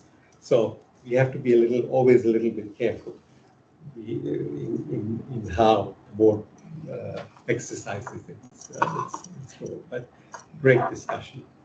Okay, now we move to the bulletin. So, Gail, all I would like to say is, I already provided the compliments and the comments that I did on the bulletin. I think it's a milestone, great quality report with contributions from many people. So there's that diversity of views, of thoughts, etc. And something that will certainly be there that can be left for generations to know the kind of things that happened during the end of the Second World War, at the end of the Second World War, during the war, and the founding of the UN, which many people, future generations will simply forget how difficult and challenging it was. So I think it was a great report, and I think we've got a lot of compliments for it. But let me hand over to you, Gail, and then to Judith. I don't know what you're expecting, so but what I can just tell you that I know that we worked really hard to put this together under not the easiest of circumstances because we're a very small group. But what I would say is the commitment of the people in this group, Judith's leadership skills have also been very important to moving this forward. My concern at this stage is when you do something well and people then have expectations, then you're faced with what's next. And so I think that's where we are at this point. because a lot, as I said, a lot of work went into this. People, who helped just because they like AFICS and wanted to be a part of this. We have a deep gratitude too for the final product. We've been asked a question recently by a number of people who wanted to have it printed. It's a small number of people, but I think they are a voice, and so I need to let you know that there are a small number of people who've asked for it to be printed. The issue with it being printed would be numbers, because the smaller the number, the greater the price in terms of printing. It would be good to print from the point of view of posterity, that you have some sort of hard copy of what was done. But my worry is the cost. I have put a call into the printer in Brooklyn, who did our 50th anniversary, to see what he might be able to give us, whether there's any concession. And I will let you know what he lets us know. But I think it's just a moment to say thank you to all the people who contributed, to Debbie, and who helped us with getting to, and was in large measure the inspiration behind the 80th anniversary of both the UN and the establishment of the UN and the end of the Second World War. Thank you for all your encouragement to get this to where it went to, and to Andy as well, and to all the members of the writing team. At this point, we still do not have a permanent editor. We did have 2 candidates last year who came forward, but we felt very strongly that neither of them could, I don't want to make it so categoric as could do the job, but we just felt that together they might be able to. As a result, we had one of those 2 people work on with Judith on the editorial. We are yet to make a decision on that, but that will become a very important decision going forward, that we still need an editor. My hope is that perhaps one of the new members coming on board might be that person, but we have to wait and see. Judith, leave it to you. Most of it, it's a huge kind of lift of love for everyone, and Gail put an immense amount into it, as did a lot of people, but really I think we shouldn't underestimate the effort. Everyone contributing, of course, is the key to making it happen, and I think the personal stories were just exceptional. Really made the whole thing kind of come to life, and that was beautiful from the members who were willing to contribute very private, kind of emotional stories about their family histories. I don't think we should expect this to be a blueprint for bulletins going forward by any stretch. I think we, like the first one, we started out saying, oh, this is going to be 8 pages, 9 pages, and the thing grows. But I really think our ambition for standard bulletin, should be a very kind of pared down update, and not something this dramatic. But I think this particular occasion merited the treatment that it got. I for one cannot do the next bulletin. I can't do an end of year bulletin. I'm going to be traveling. I'll be away. I won't be here. So Gail and I have discussed, as she said, the options of using one or of the 2 people who came forward. I think it's still an issue. So I think that is something that needs consideration. And how many bulletins a year do we really want going forward? And do we always need this kind of special event bulletin, or can we be more pared down. I said a bit jokingly to Darshak that I'm not sure. I think that the bulletin takes as long as we say it's going to take. So it took a full 3 months the first time, and it took a full 6 months this time. So I think the ideal would be to have a bulletin that we can do kind of in a tight 3 months, 3 or 4 months. You know, we lay it out, we ask for the contributions, and we get it out. And that would be the ideal scenario. 6 months was too long, 7 months in the end, actually. 3 months was a bit tight, but anyway, I think we still have this issue of who's gonna lead it. So I'm happy to keep discussing that with Gail to the extent I can help, but I'll be away for the better part of the next few months. Thank you, Judith. Thank you, Judith. Now let's open up for comments. Yeah. Dr. Narula. Yeah, I really loved the part I really loved, and Darshak has already said, was the members' reflections. Reading Andy's family and yours and other people. I mean, that was as you said, is going to remember for the next generations of those families. And another thing I learned was that India was one of the founding members, though we were a British colony at that time. And why? Because we were sort of independent in a certain way, whatever. And also India made a point that they had played such a big role in World War II. Yes. That they became founding members. To me, we were not our independence came in 1947, and they became founding member of the UN in 1945. And that, to me, I felt so proud.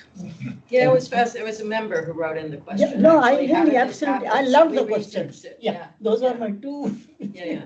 parts. And wow, I just woke up. I said, wow, we were a British colony, and we did that. And the India Independence Day just was a few days ago. Sunday, right? Sunday. On the 15th. No, this was great. Well, let me say, sorry, Ed. Well, again, my commendations to the people who put the bulletin together. I am giving you a virtual standing ovation. Thank you very much. The members appreciate very much receipt of the bulletin. We used to call it a quarterly bulletin. We don't do that anymore because of costs, etc., etc. But however periodical it is very much appreciated. This last edition, I did circulate forward electronically because we got it electronically. We did send it to some of our former colleagues. You know that many of them who are not in New York, they are still members of AFICS anyway, wherever they are, they belong. And some of them are presidents of their own associations, their own AFICS, wherever they are. So I did circulate it to some of them, and they recirculated it to their own membership, who uniformly express appreciation for it. So thank you very much. We have to find a way to navigate around the print and the virtual, the electronic editions of it. We used to print the whole thing. We used to print it and distribute in print because the UN was paying for it at that time, paying and for the postage. They don't do that anymore. So as Gail raised the issue, we have to see how many are printed. Also, some of our membership are of the age where they are not conversant with the electronic editions. So that has to be taken into consideration. Also that one of the benefits of membership of AFICS is that you get to read the bulletin, you get to have it. We say that the members have copies or they benefit from the bulletin. Now that it's electronic, we cannot really control who it is circulated to electronically and who disseminates it. These are considerations, but it is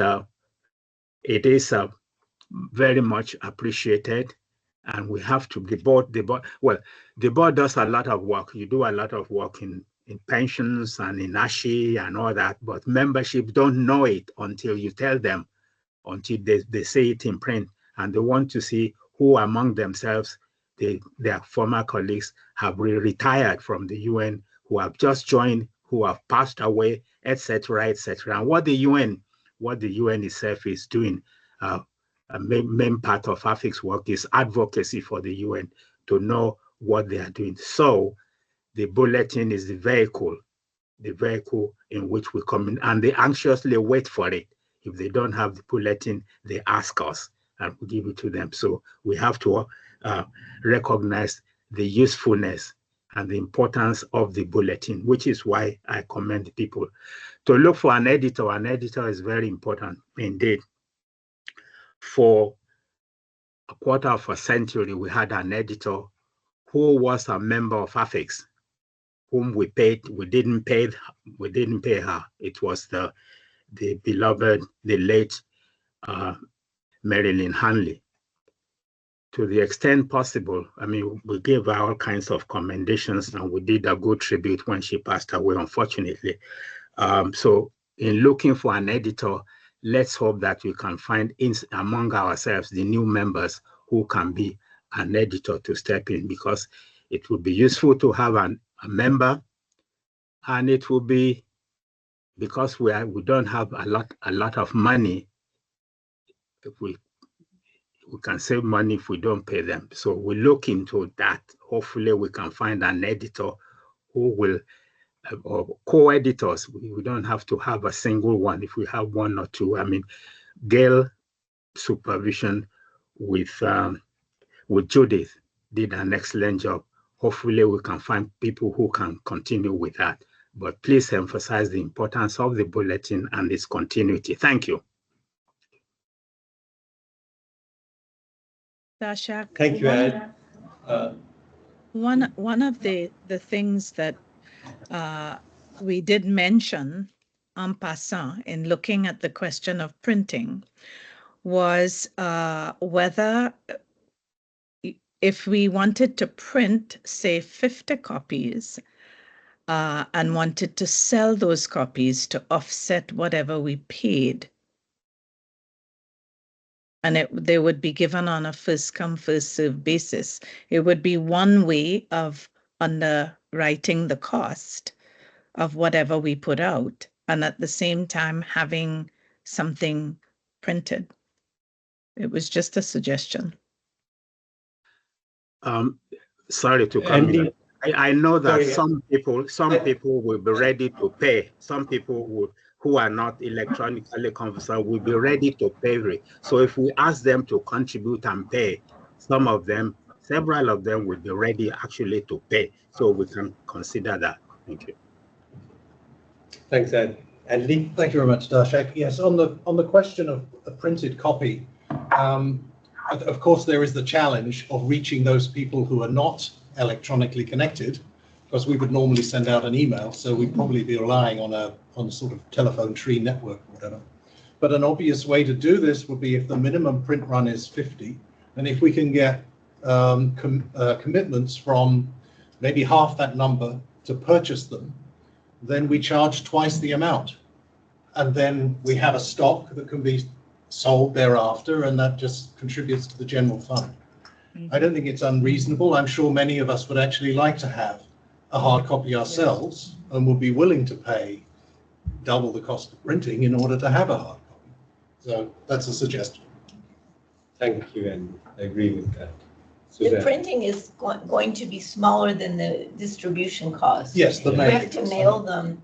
These are services that are not going to get cheaper going forward. Add the mailing cost to the printing cost. Yeah. Quick comment, Dr. Nehru? No, I wanted to say something about the printing of the directory of members and mailing, and maybe I can do when this all is done, because that will also give you an idea of the both printing and the mailing. So I'll do when it comes under one membership committee. Thanks.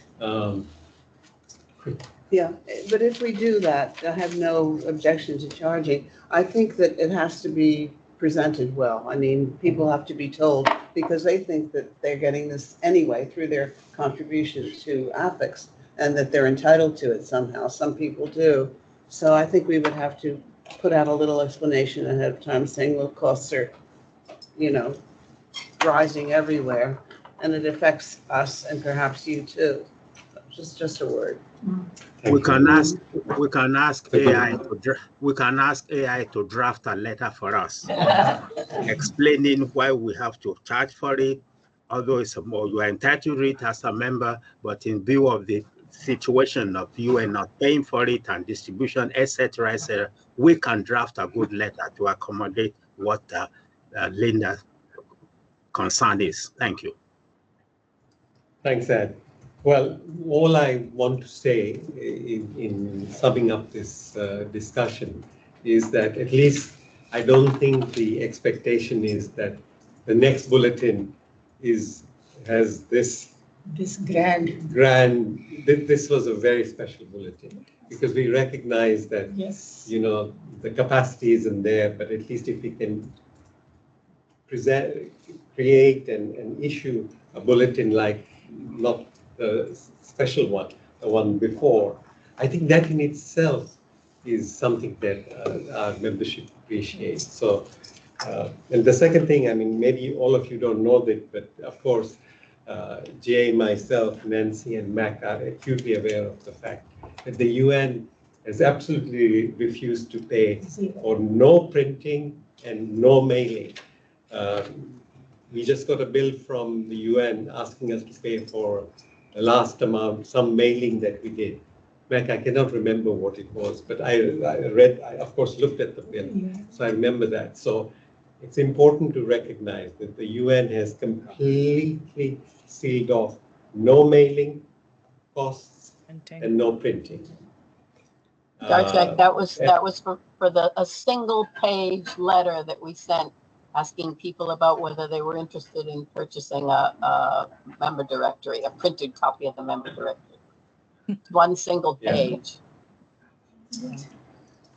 So, and just, Andy, I think your point is right. It's not so much selling, it's prepayment, because before Jay Posner tells us, you know, we are not allowed to sell anything. I just wanted to just say that. So, but we'll also talk about that when we hear from the membership committee. Sorry, Debbie, you had your hand up? I think we should sell Jay Posnell's services. We'd make a fortune. I just wanted to say that, you know, this commemorative year that our generation is connected to, this generation of the, you know, this Second World War and so on, that we're all connected to. Once we're gone, of course, that's gone. But it was very, very moving. I don't know if any of you followed the VJ commemoration last week. So victory in Japan commemoration. The whole of Japan, and you just came from Japan, Judith, and I told you the Sugihara story. The whole of Japan came out for that commemoration. People were on the streets in huge numbers, and young people. And for me, that was so encouraging that there were young people who wanted to participate and know what happened. After all, that's the only country where the atomic bomb has been used. It was profoundly moving, and it was also very moving in the UK because there are a whole group of people, they're still alive, 100, 101, 102, who were, you know, Bridge over the River Kwai people. I mean, they were there, you know, in that setting, and they were being honored and so on. It was such, I was sitting just watching it, I had tears streaming down my face. I mean, it's just, this is such an extraordinary year, and I'm so glad that this publication came out and that people are enjoying reading. Could you say again where the publication is? Somehow I missed it. Okay. It was online? It's online, yeah. It's online, and it's on the website as well. Jay, can I ask you to a quick 2-minute overview on what you're doing on the video for the 80th anniversary? Sure. We, in May, had gone around to visit the USGs to talk about what we could do and how we could contribute to the celebration of the 80th anniversary of the end of World War II and the founding of the UN. We were met with, well, we would love it if we were met with basically, we have no capacity to do anything. We're cutting staff funds, and so we're not going to celebrate. But if you want to do it, we'll be happy to assist you. So They suggested that we have a reception in the public area of the General Assembly Hall. They started selling us catering services and other things. We quickly said that's not within our capacity. But what we could do is work with you to put together a commemorative video.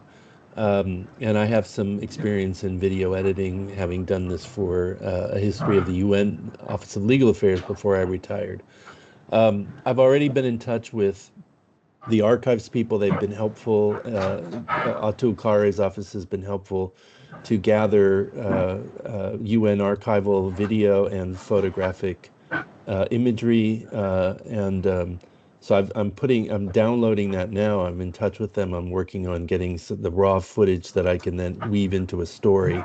And basically, it's going to be about the end of the war, the founding of the UN, and the main pillars of the UN: peacekeeping, human rights, international law, and economic and social development, and some of the imagery of over the years of how the UN has contributed to that.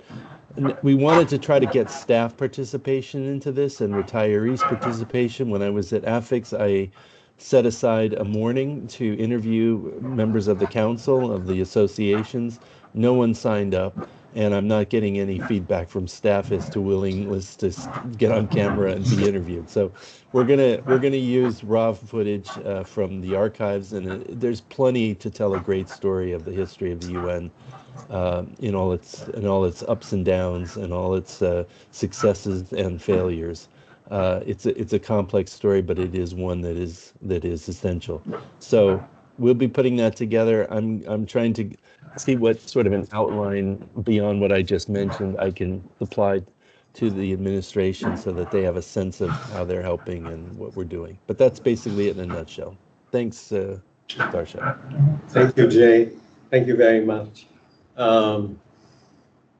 Gail's hand. Sorry, Gail. Gail?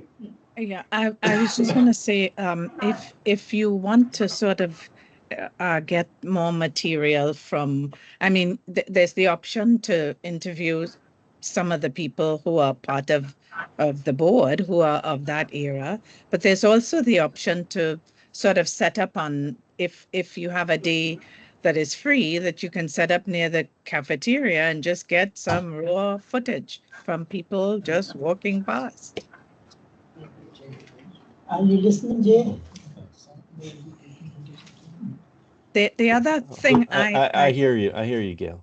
There are a couple of my former colleagues who might be interested in helping you in some way, who were part of the UN video team that I could contact if that's something that would I help. have incredible cooperation right now from the Archives and Records Management Unit, from BCSS, and from the archivists themselves. So I'm good there. But you know, no, I wasn't suggesting from them. I'm talking about people like Hein, who is actually a videographer and worked as a videographer in what was then, UN TV. Yeah, no, I'm good on the editing. I'm okay with that. Okay, all right. Thank you, Gail. Okay, now let's move to the next agenda item. We are really running out of time, but I promised Gail that there would be a dedicated agenda item on communications beyond the bulletin. So, Gail, can I ask you to introduce the subject and be fairly quick about it? Okay. All right, I'm going to be as quick as I can. We've been working on two main tracks. I would say one has been the bulletin, and the other, in large measure, has been the website. We've been working right through the summer, practically, especially on the website. We have brought on board a project manager, Mr. Morali, who is an AFICS-New York member, who lives in Canada. And we have also brought on board a web developer, who is a young man, Alioun, who has come on to help us.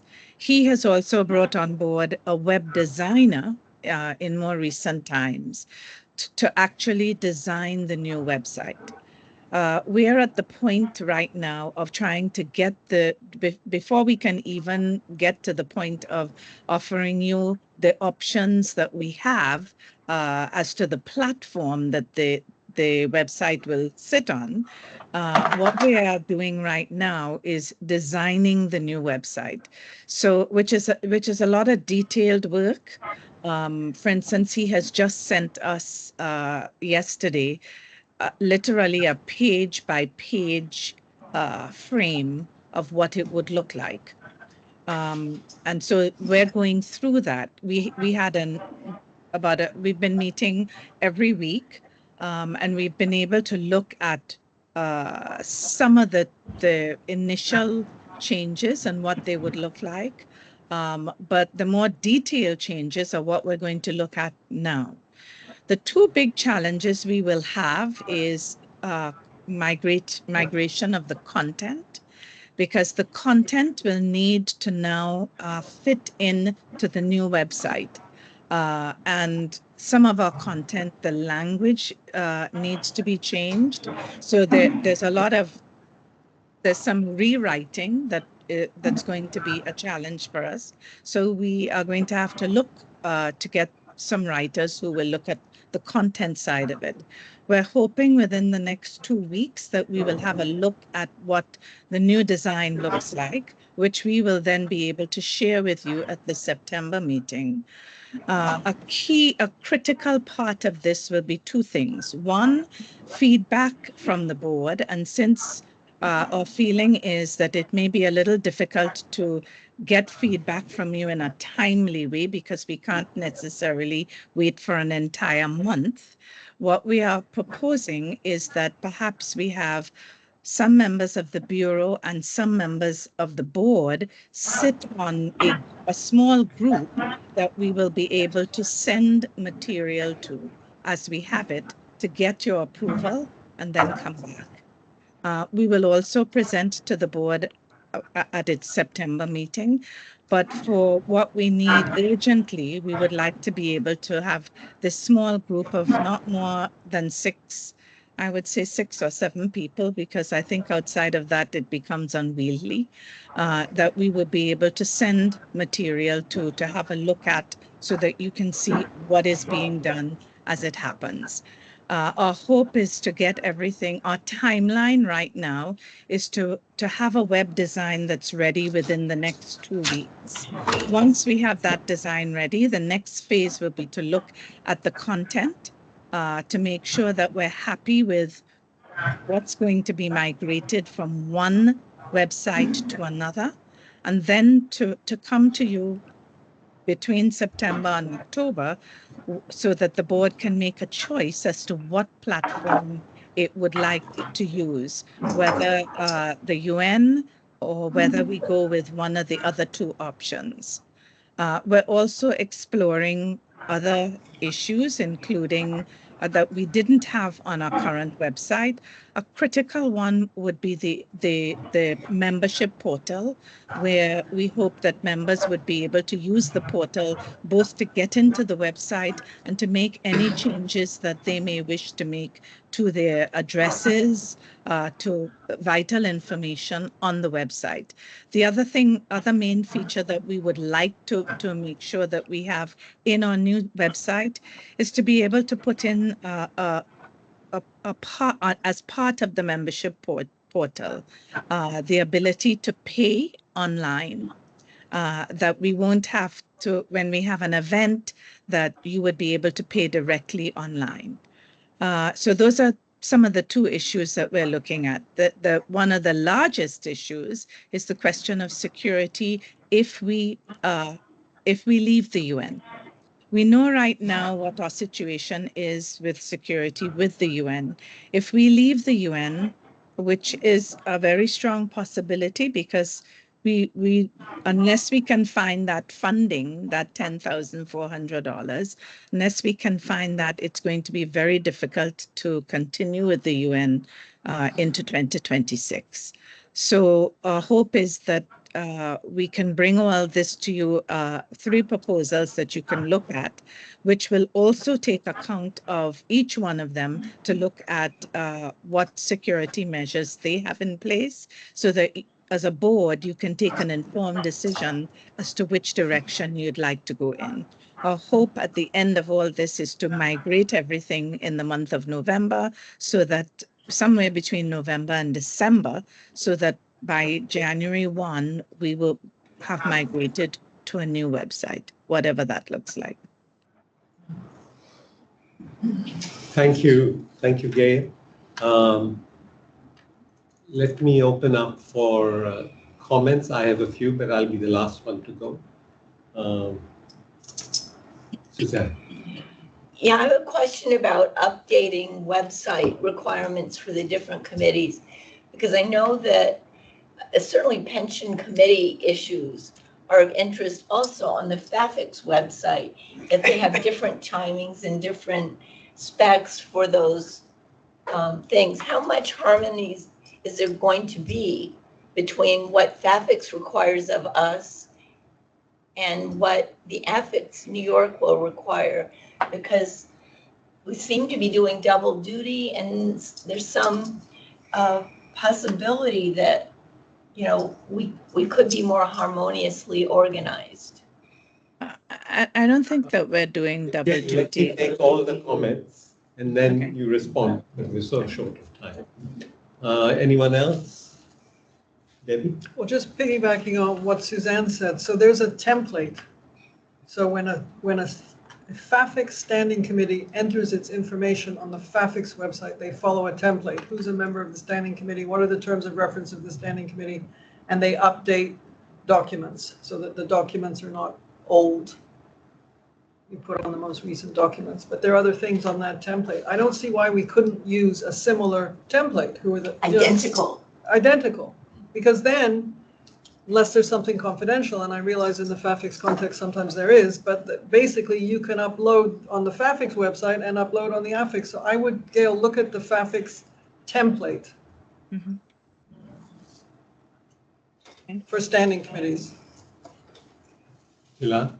No, I was just saying, you are talking for updating documents, or you are talking about updating the web page, because it's a different thing. No, the web page. Exactly. No, it's the web page. It's what FAFICS standing committees have to uniformly put up on the FAFICS website, and there's a template for what's expected. And I think we're just saying that you at least look at that template, because maybe you can use it for our website. Well, I know that FAFICS right now, at least the communications group, is right now about to look at those things, particularly in terms of unifying language and how things are put up on the web. So I would want to, you know, since I sit on that, I will be able to see that as well and share that with our group.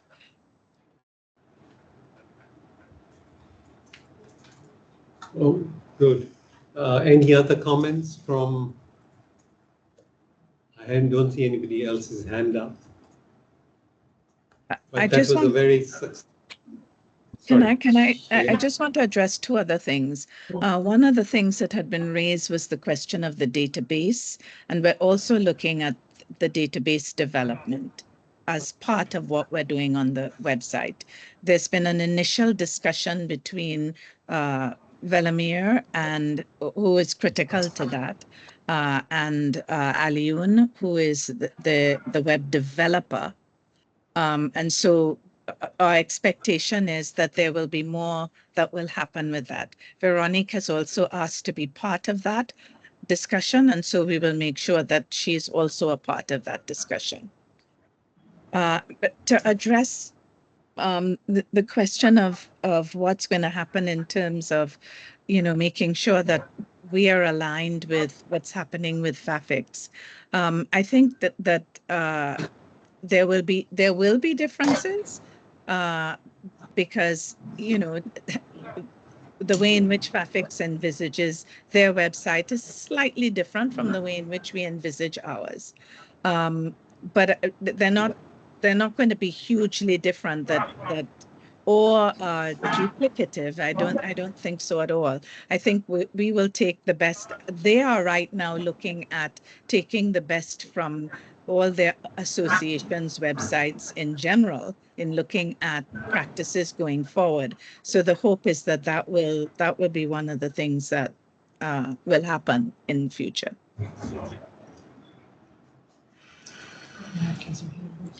Matt, back. Hi. Thank you. Thank you, Gail, for the update. And I don't know if this is going over territory you've already covered, but in light of everyone's financial crunch, I guess from every which way that we can imagine, was it ever considered to combine the FAFICS and the New York website, or to have well, I don't know, to be on one platform and have a New York area if need be, or to combine the whole thing? It would certainly make everything look better to have information from both organizations available to members, providing we can get this membership area.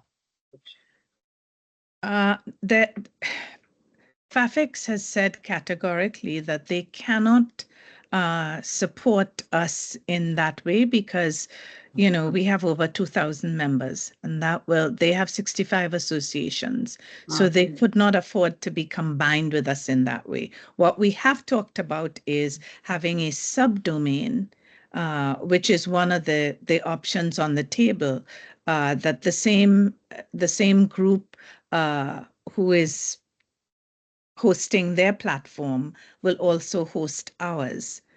The issue for us and for them, because right now one of the things that they're looking at as well is security, is the question of security. So that is being looked at as we speak. That Quattros Medios Digitalis, which they use, and which we are waiting to get a final quote from, so that we can give you what their quote is. You know, we've looked into that. You know, they're willing to work with us.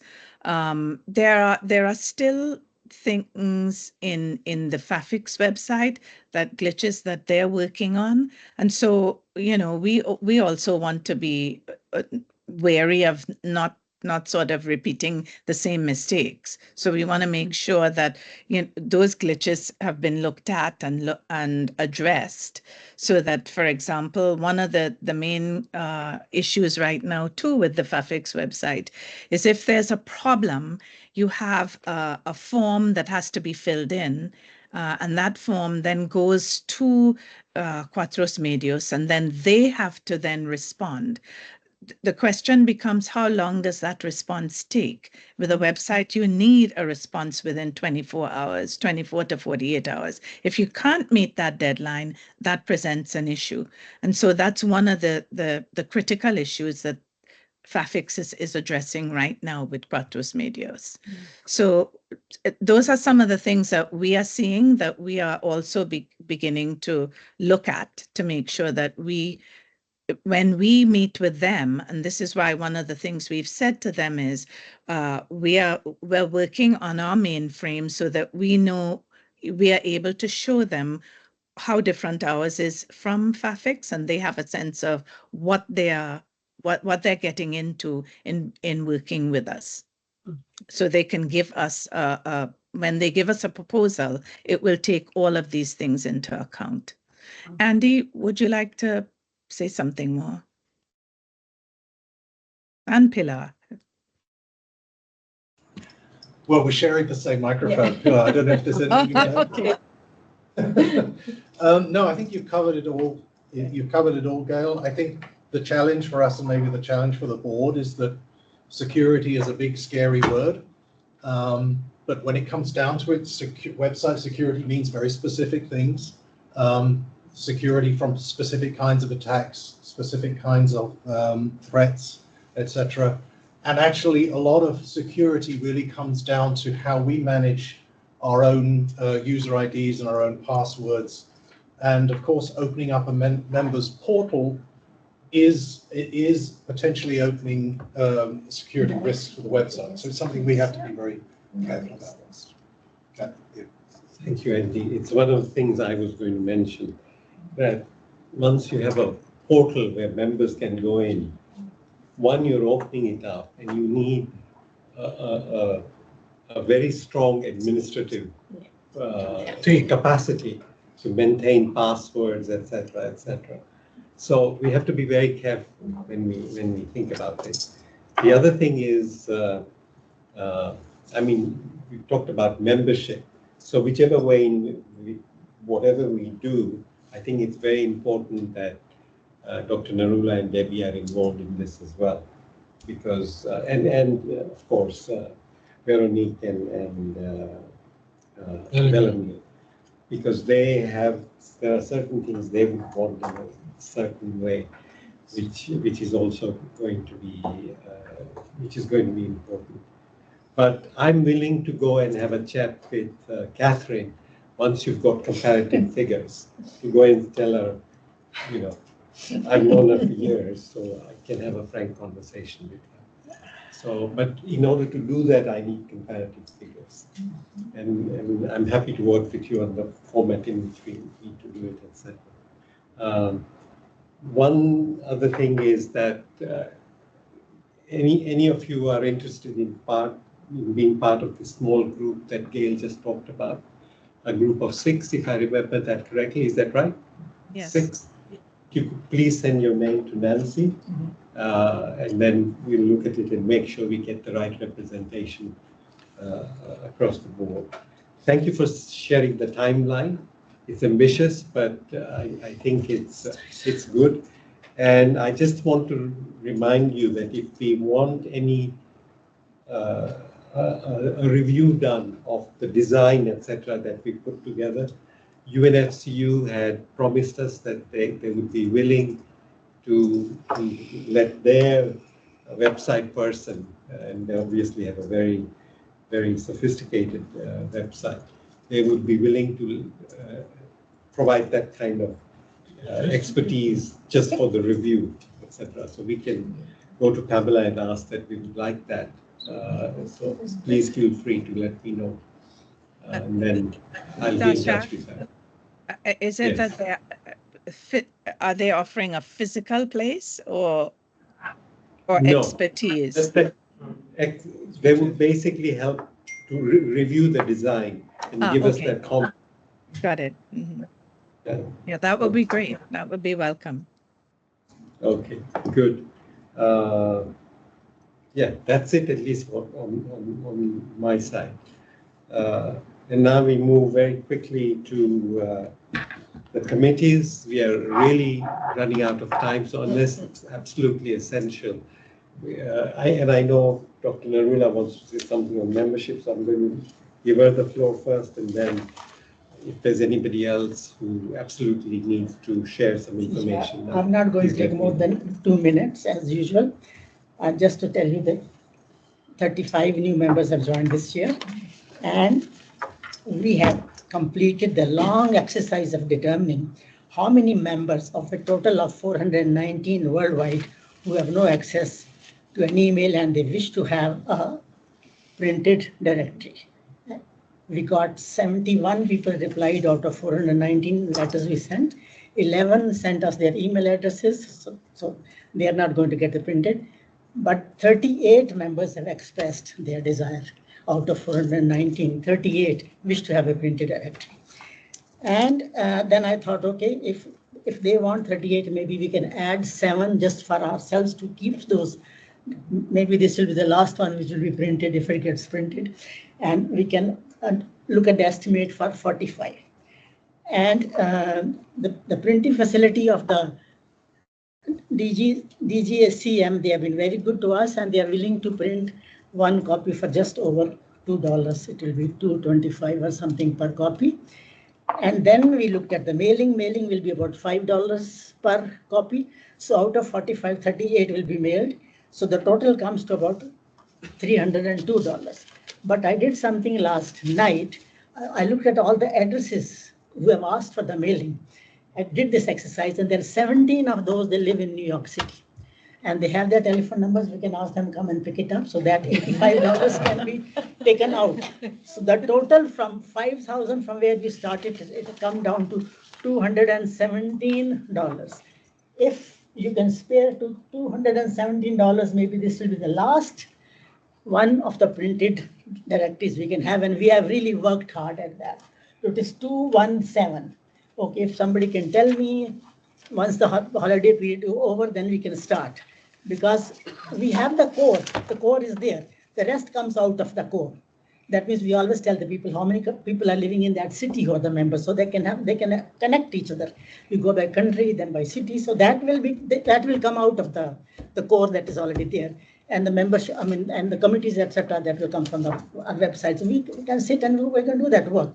So it is $217 for the MAC to look at the budget. If she can give us $217, I'll start the process once the holiday period is over. Thank you. Thank you. Darshak, the two J's have their hands up. Okay, so Jay Karya and then Jay Posner. Thank you very much. I'll be as brief as possible, just for information purposes. The HLIS has informed us that the updated ASHI contribution brackets have been implemented this month with retroactive effect from July. So you will see in your pension payment this year some reductions at a new rates for ASHI effective 1 July. So there's some, of course, a new rate for August, but some retroactive adjustment for July itself. Basically, the new rates amount reflect overall premium adjustments required for 15% for Aetna, 9% for Anthem, 2% for Cigna Dental, and 18% for the worldwide plan. So that's what it's all about. So this year, instead of just applying the increase equally across all the brackets, what they did was each bracket will have a different adjustment factor, with the retirees at lower pension levels seeing a reduction in contributions amounts. The retirees in middle brackets will have modest contribution increases, and the retirees in higher pension brackets will have incrementally higher increases, with increases not exceeding what is going to be in effect, i.e. 9% for Anthem and 16% for Aetna and 18% for worldwide plan. So the max is that, but otherwise it's like a little bit incremental effect. The implementation of this differential increase was possible as it is being done along with realignment of sharing ratios between the organization and the contributors, right? So, overall, I think it's a good effect in one sense, because we've been getting complaints from people who retire at the lower pension brackets that their contributions are much higher than people at higher pension levels in terms of percentages. So I think overall this will be okay, because we will not have a more increase than what is actually announced. So overall I think it's fine. That was just for information purposes. Other than that, we had a meeting with HIC where they showed us the plant performance from Aetna for 2024, the last 6 months, and it showed basically why the premiums were increased, because the expenditures have really gone up, and unfortunately the trend might continue. We'll have more briefings on it as we move forward in the next couple of months. Okay, I'll end here. Thank you. You're on mute, Darshak. Sorry, I forgot to mention one more thing. The HLIS also informed us that the HIP, is a separate plan, HIP plan. They're reviewing it again because there is a problem with it. There are about 70 retirees and maybe one staff member who participate, but the premium rates are going up by 70–80%. So it's a huge problem for these people who are part of that group. They're looking at it to see what can be done. It is likely that this plan may be discontinued, but obviously some arrangements have to be made of how these people transition into Aetna or Empire or one of those plans. But we'll get more information as we go along. Okay, thank you. Thanks, Jay Karya. Jay Posada, some quick comments. I'll be 30 seconds. I just, Suzanne and I have agreed on dates for the pension committee to meet from September through December. I just sent out an email this morning, so you'll have that, and I just wanted you to be aware of that. The first meeting in September, we will debrief on many of the issues that were raised today, so that we can have a fuller discussion. Thank you.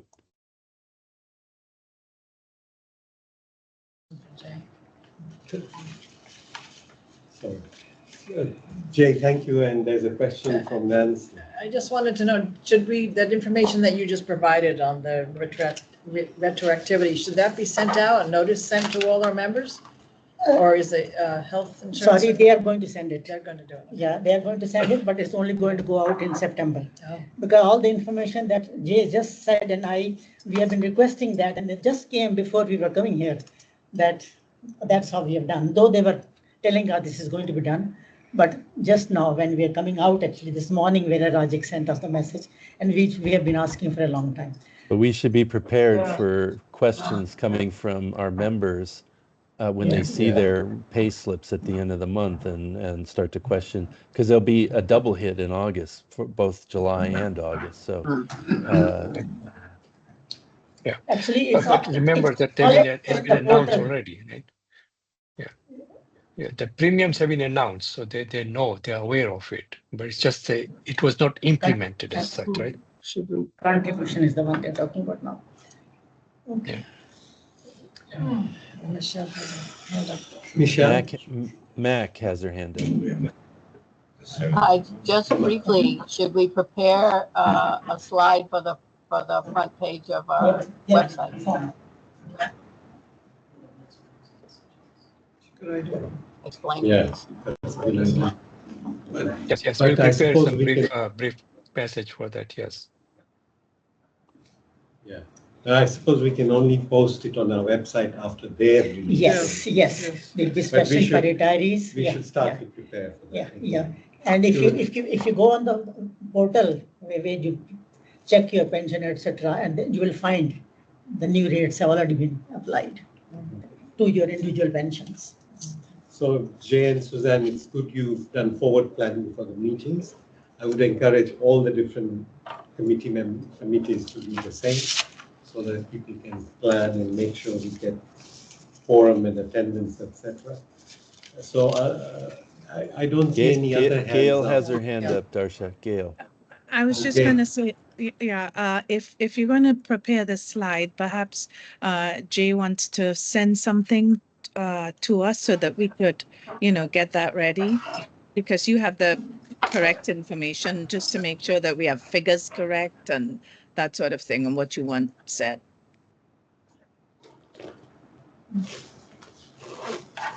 Thanks, Gail. So I don't see any other committee members saying they want to say anything, which is good because we are really out of time. So under any other business, I had said to you in the President's report that we'll establish a working group on funding. This is something we had talked about some time ago. The contribution from the UN, as you would have noticed even from my comments today, has of course gone down. We're never going to let them off the hook. But if we want to make sure we remain relevant to members, we will have to do more than what we are doing now. And some of it does require money. So I think this is why I established I would like to establish a working group on funding. And the people that I propose would be part of that group is John, Gail, Judith, Debbie, Matt, and Jay Karia. I've spoken to all of them and they've all agreed to volunteer their time for this important committee, working group. And I will ask Matt to convene the first meeting. So, any comments on that? And Darshak, we were supposed to meet with you, the HR heads of UNICEF, UNDP, UNFPA. If we can revisit them, I know we're not going to get money from anybody, sure, but at least that way we can increase our membership. And that's perhaps our only source of income. So that helps us a little when we visit these people. Thanks. Sure. So let's get a letter ready like we did the last time, and we can almost use that as a format. And we can go and meet Linda, who's very supportive of AFICS. She came and spoke. Yeah, I had the talking points from the last so time. Let's do that, and then we can definitely go and do it. Of course, they themselves are going through a huge reduction. No, I know, we can't expect anything. Still, any small amount would be the right Plus gesture. members. Yeah. Plus members. Membership is the one we are looking for. That's so, and membership is absolutely. That's the only source. I think is important. So, yeah. With that, I don't see any comments on. Oh, sorry. Who? Who's no one else? No one else. Oh, okay. So at least on the working group, I see nobody saying no, so we will put it in the minutes and we'll establish the working group, and I'll ask Mac to convene the first meeting. Jay Posnell will also always be there as an advisor. Free advice. Yeah. Free advice that he's giving to us. And as and when you need me, I'm also, of course, always available. And now let me hand over to Nancy for the last announcement. I just wanted to announce on behalf of Barbara Leonardo, after going through lots of dates in the month of October, that she's arranging for that boat ride that we had, boat luncheon, Lower Manhattan boat trip. So that is going to be on 15 October. So look for that, save the date, so you know ahead of time. Sorry, one last thing. A number of you may know this, but George Sattler will turn 100 on the 27th of September. I have offered that to Paula Sattler, his daughter, that if he likes, we would organize a special Teams call to wish him a happy birthday. But of course, she has to agree if she is ready for that. Okay. Well, thank you, and I apologize that you've gone 25 minutes over time. But 27. 27. So, but thank you for your.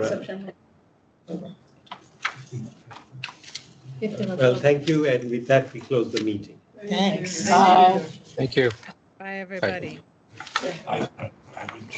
Bye. Did you ask for consent? Bye.